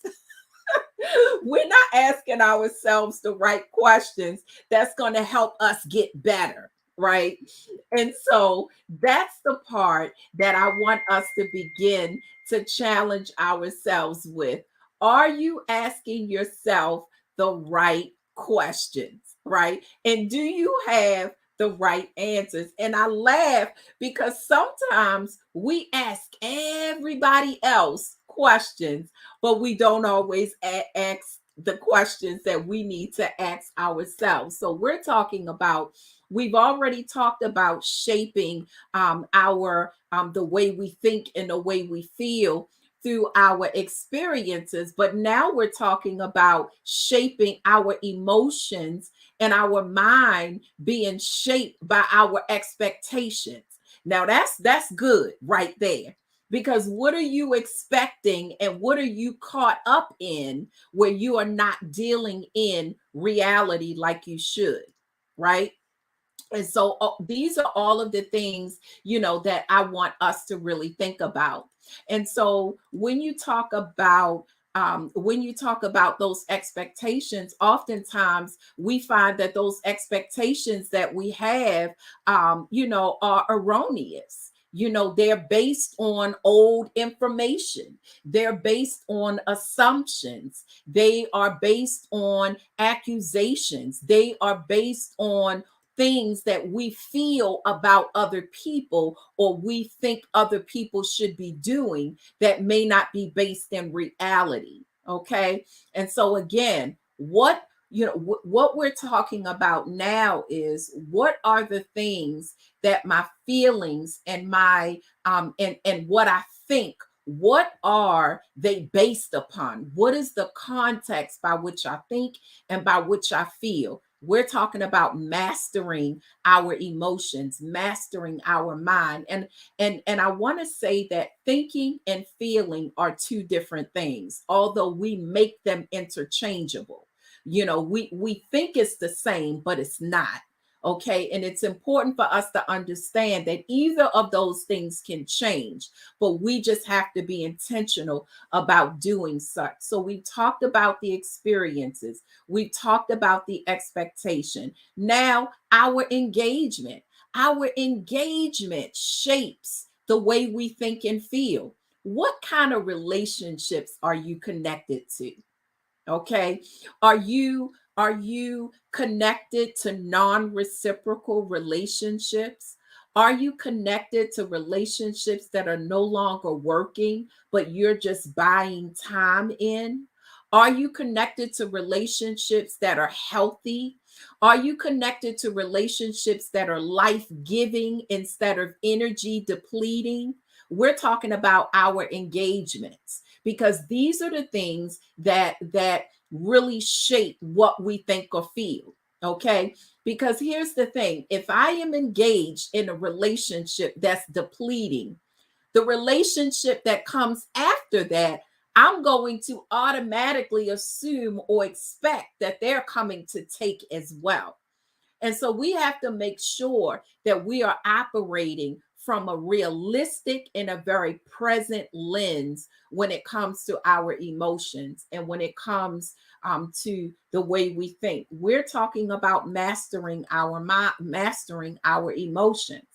And then lastly, it's our efforts. Oftentimes we are so discouraged and we feel like nothing is going right in our lives, and I tried to do this and this didn't work, and this person did this to me, and oftentimes it almost creates an internal environment of despair and of discouragement. And we have to find ways to filter those feelings with truth. For those of us who are spirit-filled believers, you know that we have the word of God, and we can filter our experiences, our expectations, our engagements. We can filter our efforts through and by the word of God. So then we rely on truth as opposed to what's temporary, what we've experienced. But the point, that we always have to come to is to believe that things can be different. But what happens is when we are experiencing negative emotions as it relates to our efforts, we find ourselves feeling hopeless, or experiencing a sense of lack of trust or disbelief. Y'all know how it is when you feel like all the things that you are putting forth is coming to naught. There's a sense of discouragement you feel. There is a sense of vulnerability you experience. But you have to make sure that you are not stuck there, but you're able to manage it. Okay? Because all of the things that we're talking about are very real. Your experiences, they are very real. Your expectations, they come from somewhere. Your engagement, these are your relationships. These are the people that you've been connected with, whether by birth, whether through your communities, whether it's the church, whether it's on your job, wherever it is. These are real things that you're experiencing, but emotions are temporary. They're real experiences, but your emotions can be temporary. And this is what we have to remind ourselves every single day. I feel the way I feel now, but it doesn't have to always be that way. But I wanted to give us the context by which our feelings in the way that we think come from, because it all comes from us, right? And it comes from those things that we are engaged in. But now we have to filter them. We have to filter them in a way where we are able to manage and navigate through them. Okay. Yep. So Lydia, you can bring it in if you'd like. So so part of that filtering, thank you so much. Part of that filtering has to do with learning how to navigate. Not that you want your emotions to disappear, because we're human. Our emotions is not going to disappear, but we have to learn how to navigate through them, right? And so can you go to the feeling slide? So that one, yep, that one. What am I really feeling? And so when I thought about, as I was doing this very simple, PowerPoint, I thought about a lot of times when we are overwhelmed with emotions and we're feeling, maybe competing feelings, like we're angry in this way, but we're okay in that way. We're happy in this way. We're sad in that way. Oftentimes we don't always understand, or we can't always pinpoint the source of what we're really feeling. And this is why we have to stop. And we have to be introspective and reflective, because we have to identify the source of our feelings. Every time we're angry, it doesn't always mean that we're angry. Every time that we are afraid, it doesn't always mean that we are afraid. but we have to be able to be honest with ourselves about what we're actually feeling. And one of the things, one of the easiest places for us to hear this and understand this is in working with kids. Okay. Now, I work with adults a lot, just as much as I work with kids. And although this is just as applicable with adults, I find that when I talk to adults about this, they can relate to it more when it comes to a child.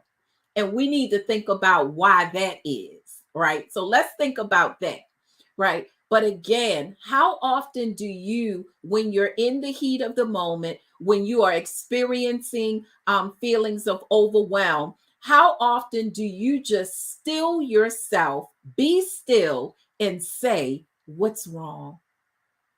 What am I feeling? Why am I feeling this way? Or what do I really want? Do you have that kind of dialogue with yourself? And this is, if you are looking at us online, I want you to answer this. Like, do you ask yourself these questions? It is so important for us to be real honest and real transparent with ourselves as it relates to those questions. Okay. Now, let's think about, in a given scenario, your adrenaline is pumping and you're experiencing all of these feelings at one time. The most powerful emotion that you experience is more times than not the source of your true feelings. I want to say that again. Oftentimes, the emotion that rises the most is not always the source. But what happens is, when we are in vulnerable states, there's an innate ability that we have in us to capture, or to capture the feeling that gives us more of a sense of control than the other one does. How many of us like to feel vulnerable? We don't like it.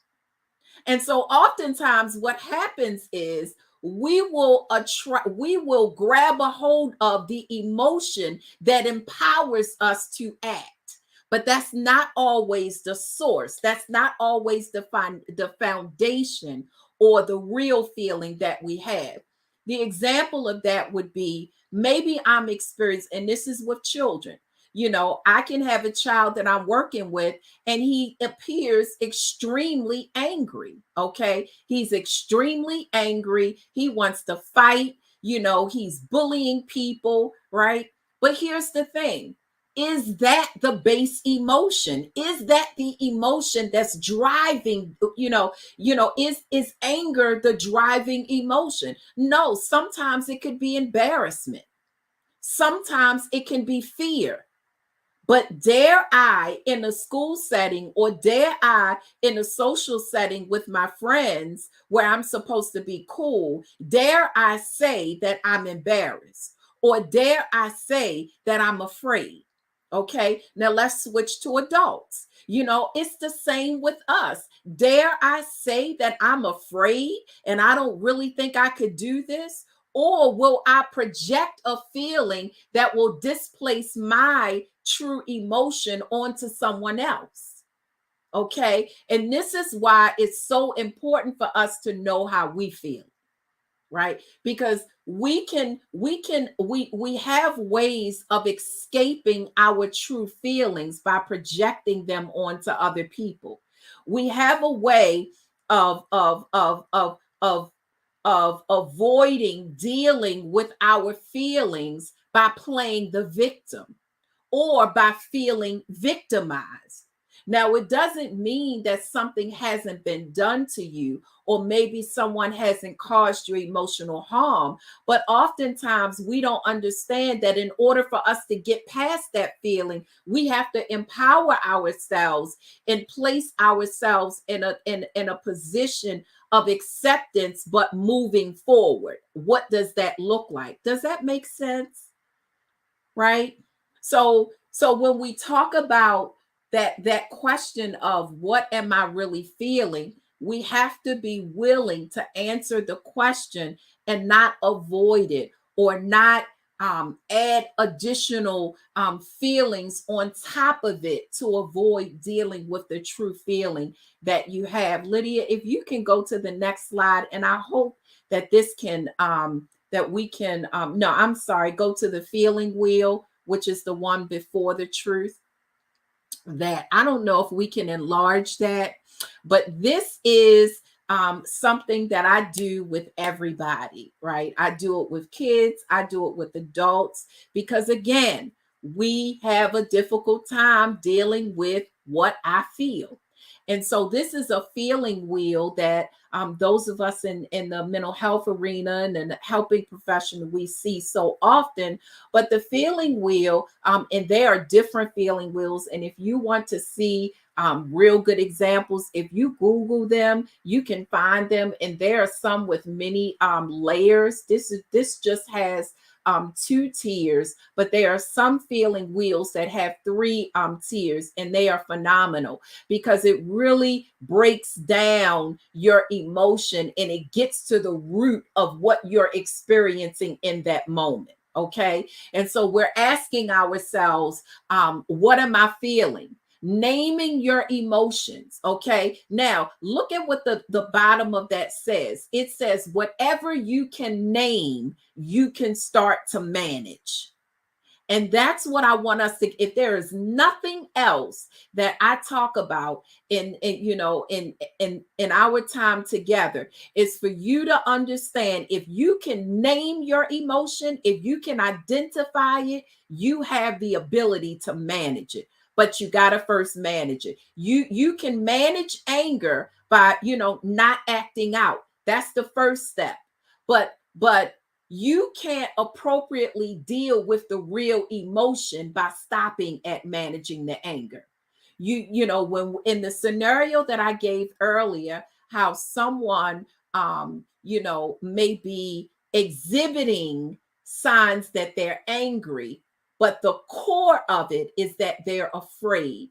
The core of it could be that they're embarrassed. Now, the first thing that you have to do is deal with the anger. Okay, so you're going to de-escalate that anger by calming yourself down. Okay. I can't say it no more than that. Recognizing that you got to calm down or there will be consequences, right? And there's much more to that when it comes to kids. But when we're talking about mastering your emotions, the first thing that you have to do when you're experiencing that scenario that I have is identify that you are experiencing anger, right? Choose not to act upon it. And then now let's think through it. A way that you're going to think through it is to ask yourself, what am I really feeling? That's the truth. Now it's your responsibility. It's our responsibility to be truthful with ourselves. What am I really feeling? I'm embarrassed. Why are you embarrassed? But then you have to be honest with yourself about why you embarrassed. Now, here's what I would say. This process that I'm talking about, we all may not have the insight to do it. Why? Because we've been piling, we've been avoiding, we've been hiding for so long. It could be children, it could be adults. We have not yet mastered the art of self-management. And so it's okay to meet with a therapist or a counselor or a coach, someone who can walk you through your feelings. But that's all they're doing. They're just walking you through your feelings that are based on your experiences, that are based on your expectations, that are based on all of those things that we talked about, your engagement, that are based in your efforts. Those are all your experiences, and your feelings are there. So you invite a therapist in, a clinician, someone that can help you to walk through them, but you got to be honest. And oftentimes we remain safe and not honest. Okay. We're talking about mastering our emotions. And so when you think about that feeling wheel, it's important to recognize that in the middle, it says, I feel. Okay. And then the next level is the surface feeling. Okay. And then oftentimes there's a more deeper feeling than that. Okay. And it's important for us to do the work to delve behind what we're doing. Now, there are some things that are just not that serious. We're angry. We know why we're angry. We're sad and we know why we're sad. But there are times when there are layers to our emotional experiences. It could be a trauma, it could be a tragedy, it could be a triumph, it could be any of a test, it could be any of those things. So, we may not go through the experience that I'm talking about now with every emotion, but there are times when we have to because there are so many layers to it. Okay. And so when we think about, let's go to the mouth. When we think about dealing with how we're really feeling, identifying the emotions, being willing to manage them, the other part to that is what we say out our mouths. Okay. And so the Bible says in Proverbs 16, pleasant words are like a honeycomb, sweet and delightful to the soul and healing to the body. This says those who control their tongues can also control themselves in every other way. We're talking about mastering our emotions. We can control ourselves when we learn how to identify our emotions, be honest about them, and also tame our tongues. The way we talk about ourselves, the way we talk about others, we have to understand that we have every bit of control over how we manage ourselves. And I would even use the word steward, because we have to steward ourselves appropriately. As spirit-filled believers, it's through the lens and through the word of God that we govern ourselves accordingly, right? And if there are other faiths that's on this conference, then whatever your faith is, you have to govern yourselves according to the spirit of your faith, right? But what we're talking about is, what do you have control over? Your mouth, what you say, what you think. These are things that you have control over, that you are consistently feeding yourself daily. I last year I had a slide and it was talking about us as a three-part being, and we are body, we are soul, and we are spirit.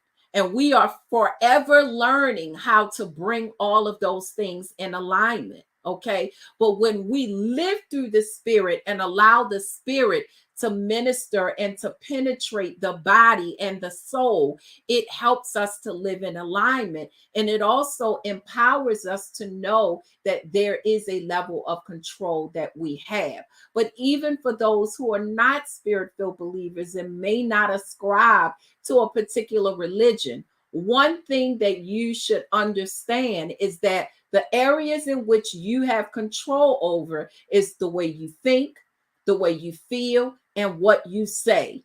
Those are three things that you absolutely have control over.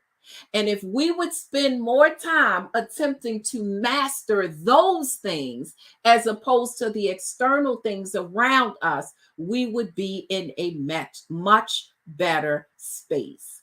So let's go to the next slide. What's in my control, right?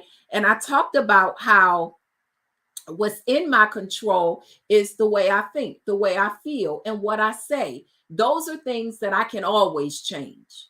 There is no doubt about it. I can change the way I think at any given time. There is no doubt about it. I can change the way I feel at any given time. How is that? Because I could change the meaning of what I'm what it is that I'm feeling or I'm experiencing emotion about. So if I change the meaning of a thing, I can change the way I react to a thing. Does that make sense? right? So I can change what I say by simply changing my language and my words. But let's look at what we can't control, okay? So this is a popular image. And the things that we cannot control are our past. You can't control it. So let's stop. It happened. It's over with. You can't go back, right? You can't go back in time. And some of us say, if I had to do it all over again, you might make the same mistakes. You might make the same choices. You can't always go back. Okay. And so these are the things that are outside of your control, the past. Now, the other thing is your future. It is outside of your control in the moment.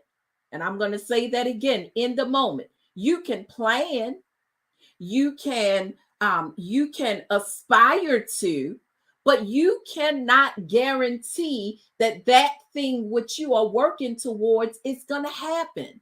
But you can put forth the effort of planning, you can put forth the effort of preparation, but it's important for us to understand that we cannot guarantee our future.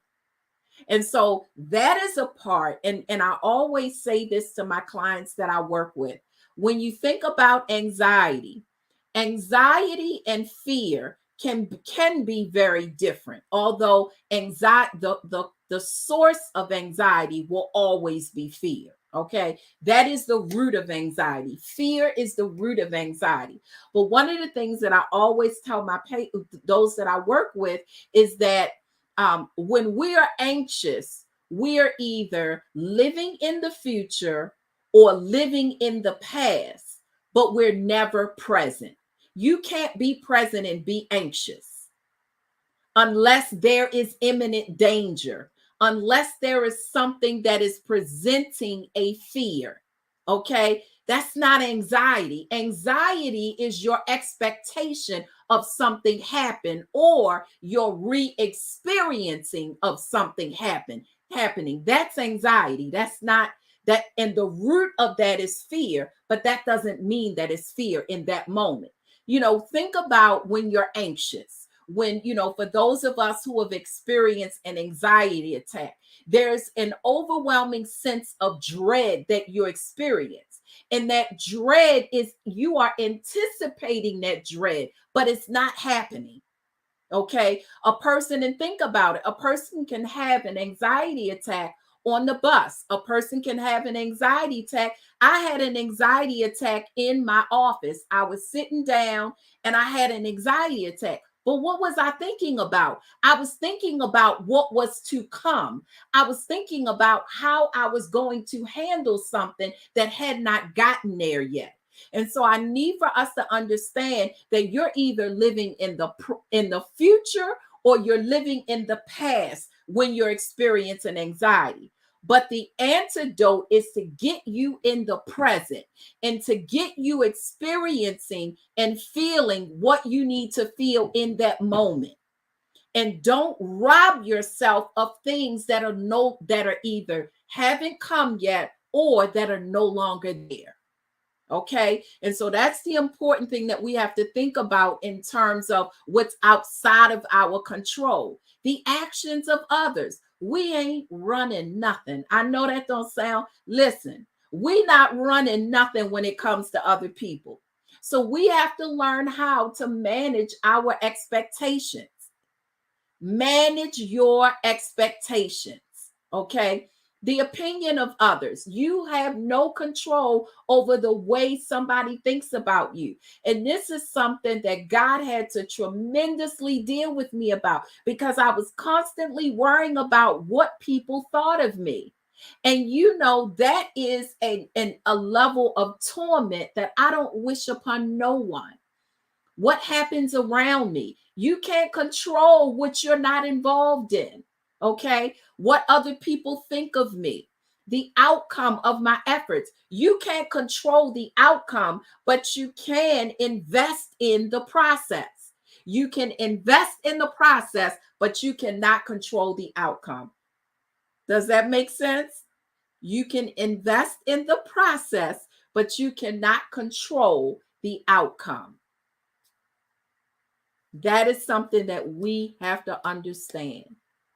How others take care of themselves. We can't make anybody take care of themselves. You know, all of these things are so important, and they are key as it relates to mastering our emotions. So before I end, I want to go to what is in my control. What's in my control? My boundaries, my thoughts and actions, the goals I set, what I give energy to, how I speak to myself, how I handle challenges. You see how important those things are? My boundaries. My God. Listen, we have to perfect this thing called boundaries. Because some of us, we in too deep because we haven't set boundaries to where we should. We are in places that we have not been invited to, that we are not called to, that we are not assigned to. We are there and we are dug in. And guess what? We need to get up out of there. Okay. We need to get up out of some spaces that we're in. And I'm not trying to break up. This don't have anything. It doesn't have anything to do with relationships. It could be activities. It could be business ventures. It could be people. It could be many. Listen. We have not set our boundaries effectively in some areas, and we are in too deep in places that we should not be.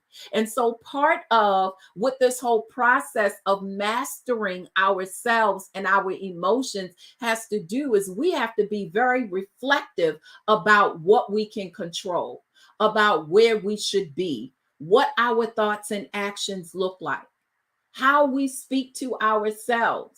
These are things that we have to become aware of. And then if you go to the last slide, and we're going to get right out of your way, emotional intelligence. That's what everything that we just talked about.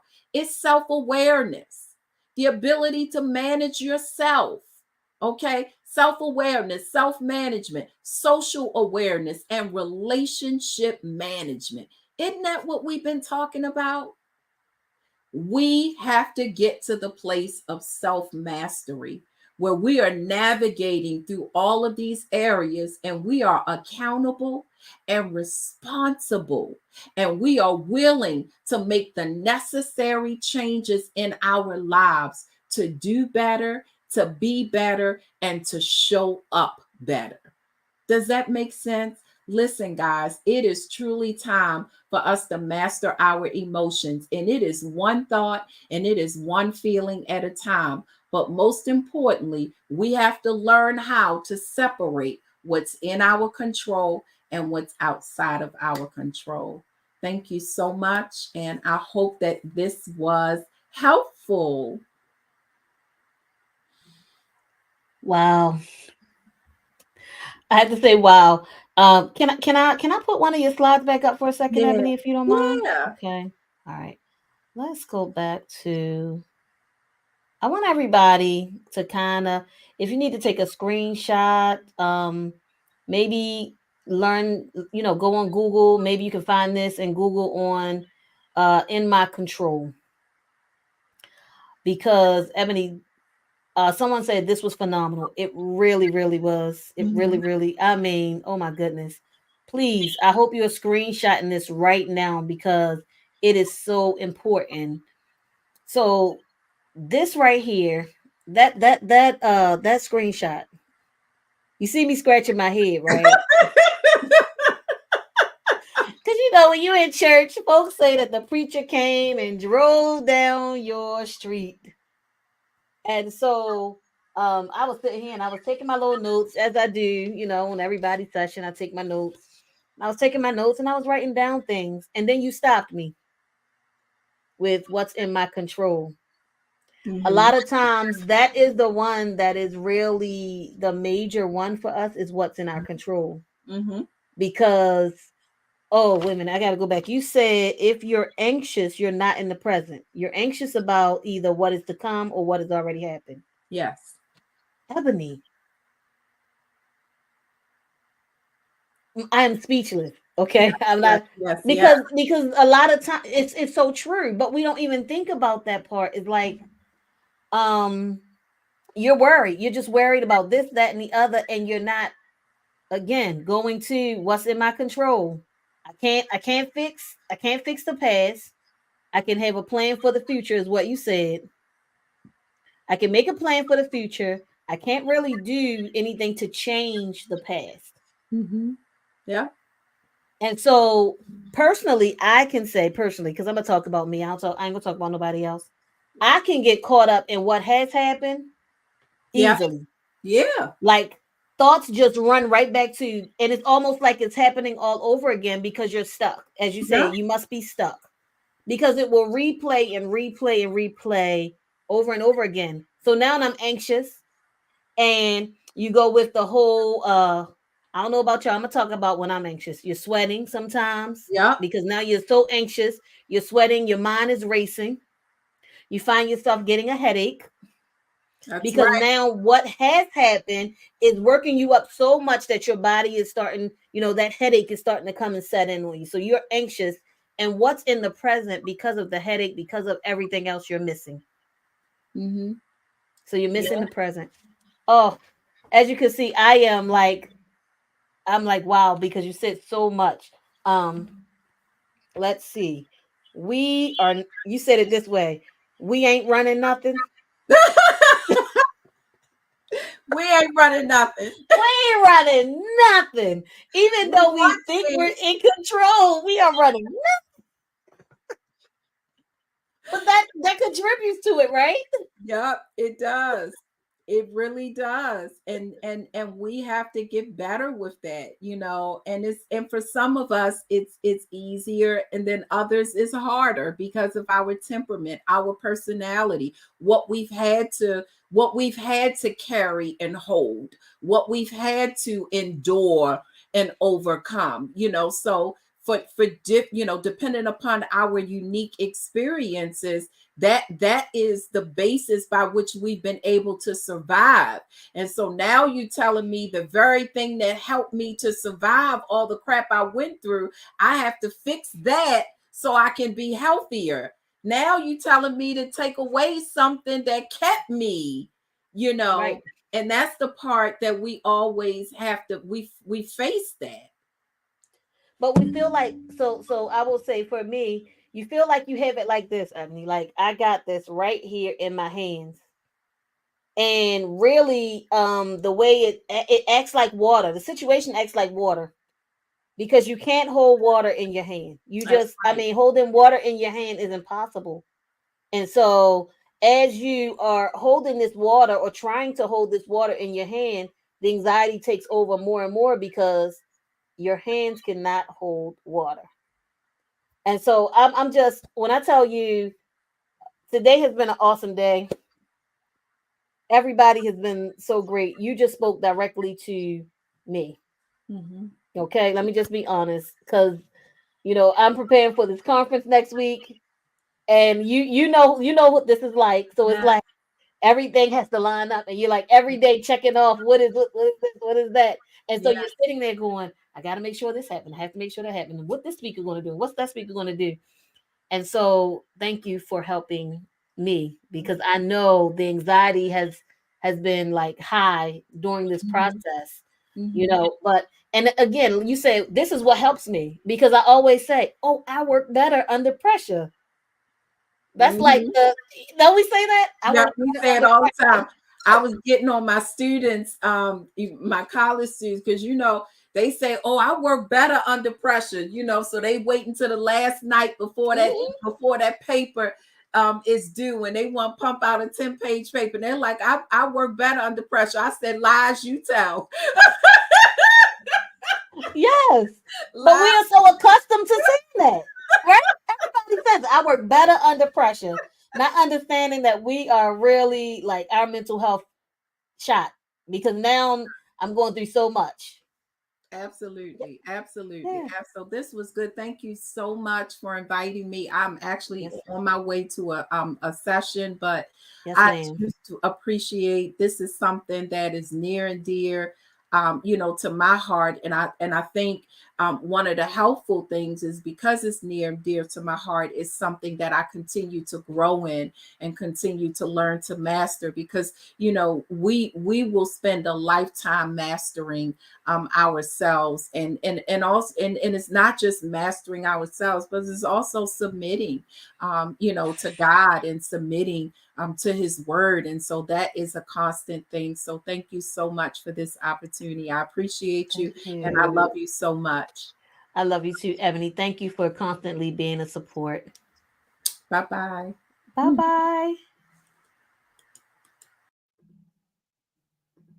Look, everyone, this has just been an amazing day.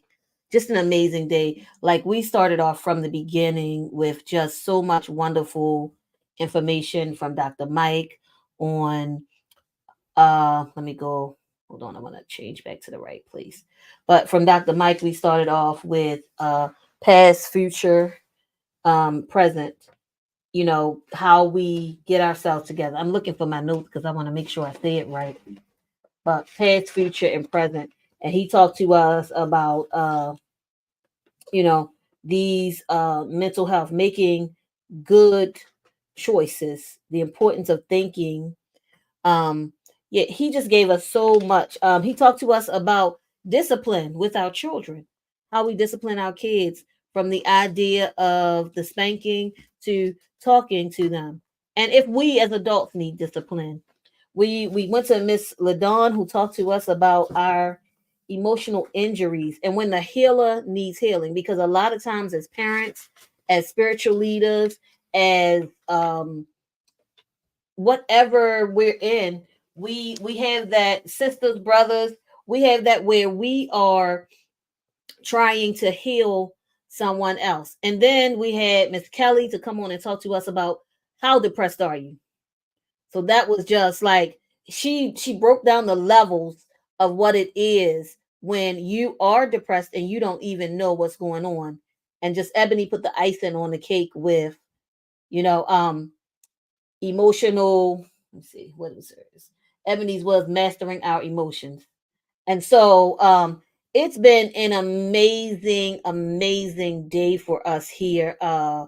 Everybody was just so good. I have so many notes. I'm telling you, I'm going to go back and watch it, because when you're working, you don't catch it all. But I'm going to go back and watch it because I want to make sure I catch it all. But when we come on, we never want to come on without our leader coming on and giving us some words. So without further ado, if he's ready, he is not ready. He popped in and he just popped back out. But I'm sure he will be back in a second. But we just thank everyone for this day. Look, what I'm going to do real quick is I'm going to share these resources one more time before Bishop Mark comes in. I'm going to share these resources one more time with you because this is important. Please remember, Nexus Wellness Group is in Owens Mills, Maryland, Baltimore County. I'm going to share this with you really quickly.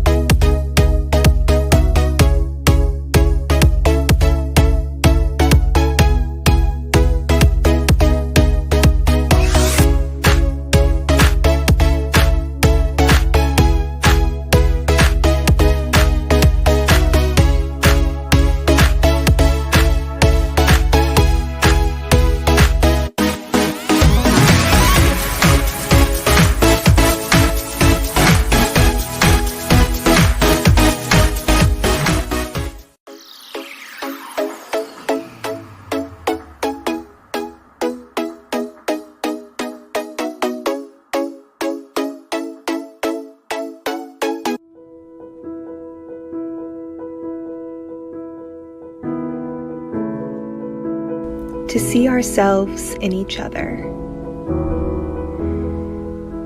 to find compassion and understanding and gratitude and grace. People need empathy. Families need empathy. Communities need empathy. At Crisis Text Line, we're powered by 10,000 people who are ready to show you empathy whenever you're feeling alone, who are there to see you and hear you and validate you and remind you that the world needs you.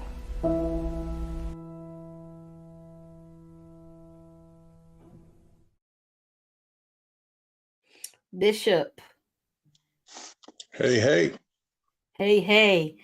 As he's coming in, I do want to tell everyone, Crisis Text, when we told them that we were doing the mental health conference, they sent us that video. So thank you to Selena, Olivia, who put us in touch with them, and they sent us that particular video. Sometimes you can't make it to somewhere, but Crisis Text, you can actually text them, and a therapist will text you back. So please don't suffer in silence. There is someone here to help. Bishop, we're so happy you're here with us today. Of course. Thank you, Yeah. for being such a visionary to allow us to do this, because some people would not understand, but you have always supported us in this mental health journey that we're taking together. We're all taking it together. So thank you for supporting us. Absolutely.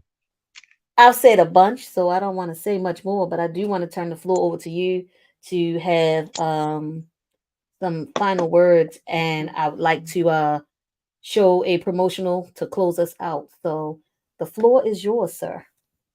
All right. I'll be brief because the time it is spent. I know I was up here and I hit a wrong button and knocked myself right out.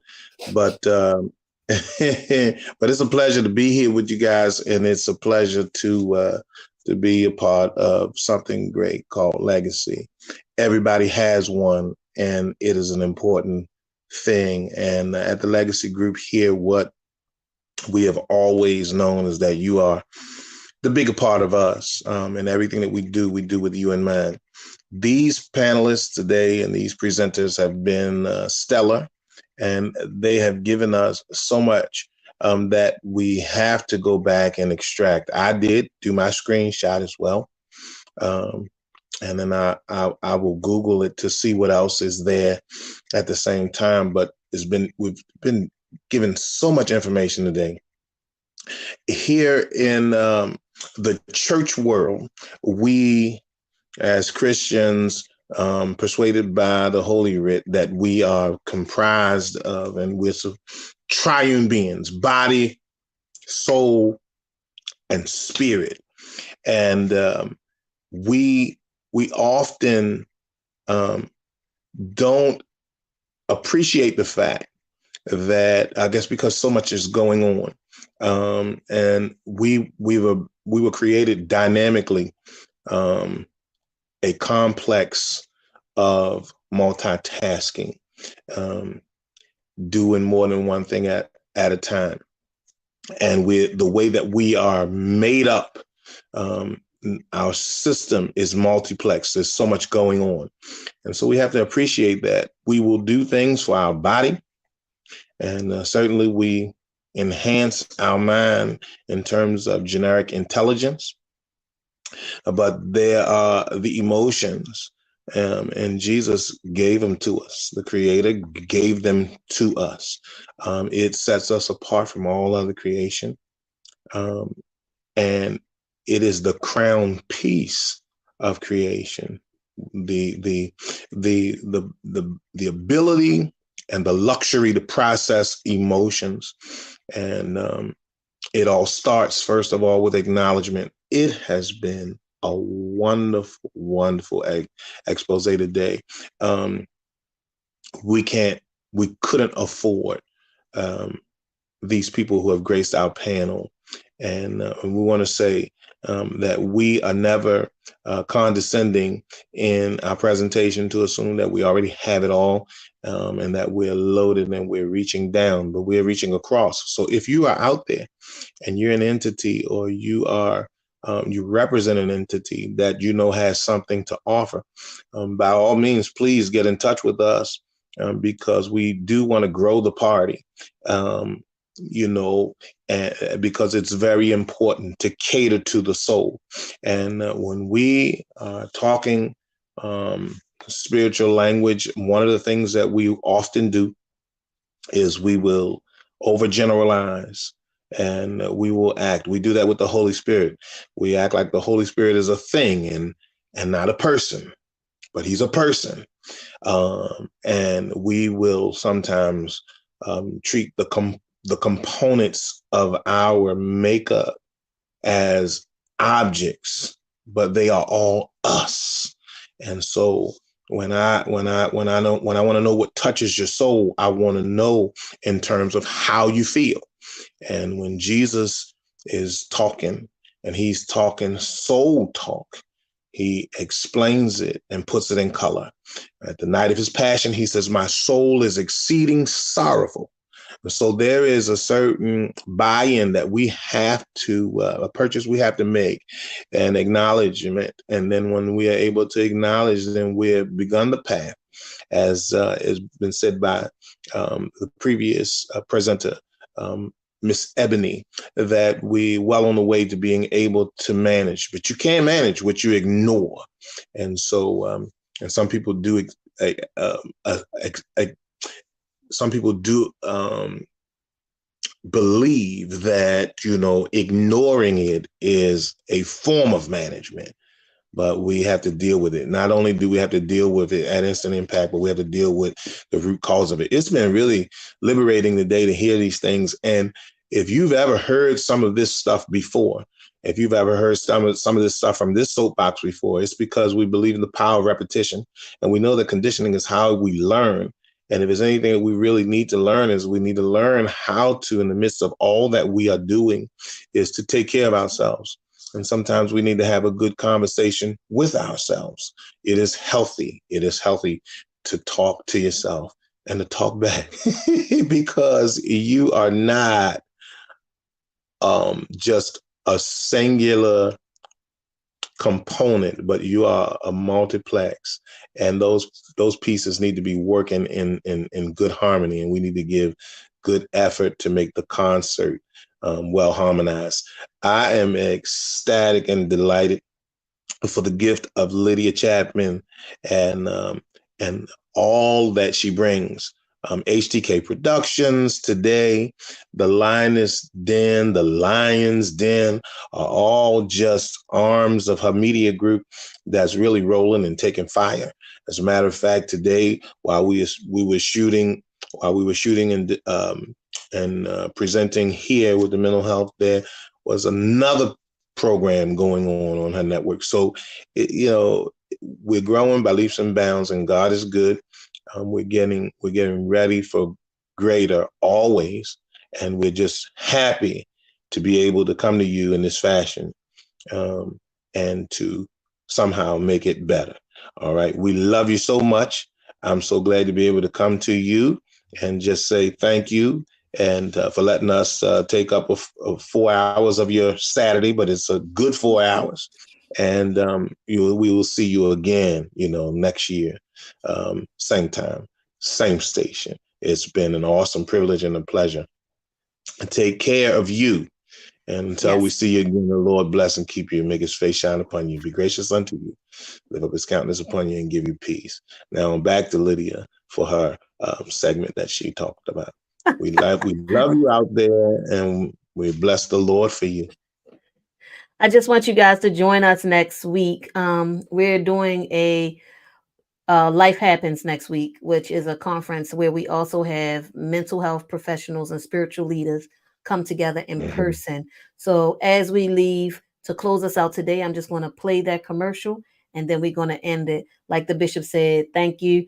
Thank you. Thank you. Again, thank you, Bishop, because just the having a leader who is open to having this type of panel. Some people feel that church is not the place for this when it is actually the place for this. Actually, yeah. You know, so thank you so much. Thank you, Dr. Mike. Thank you, Miss LaDon Bridges. Thank you, Miss Kelly Williams. And thank you, Miss Ebony Vaughn. You guys are amazing. Until next year, we'll see you then. HDK Productions is proud to announce the highly anticipated Thrive Life Happens Conference, a transformative event that delves into the aspects of life and the human experience. Taking place on Saturday, October 21st. This event offers a diverse lineup of inspirational speakers. Thrive Life Happens Conference is not just an ordinary event, but an immersive experience designed with the whole person in mind. Attendees will gain valuable tools to navigate life's uncertainties with resilience and determination from the following presenters. LaDon Bridges, what is your self-image? Adrian Holloman, Mindset Shift. James Conner, Men Are Simply Complicated. Charlie Taylor, I Don't Have Time to Die. Cameron and Nia Washington, What Are You Grieving? Dr. Michael Barnes, Life Happens, Thrive. Hosted at the Connect Church of Baltimore. With a state-of-the-art facility committed to creating an empowering atmosphere for all. Secure your spot early. HDK Productions is a leader in production dedicated to creating transformative and empowering experiences on digital and in-person platforms. For more information and registration details, visit http://linktr.ee/HDK Productions. Follow HDK Productions on social media for updates.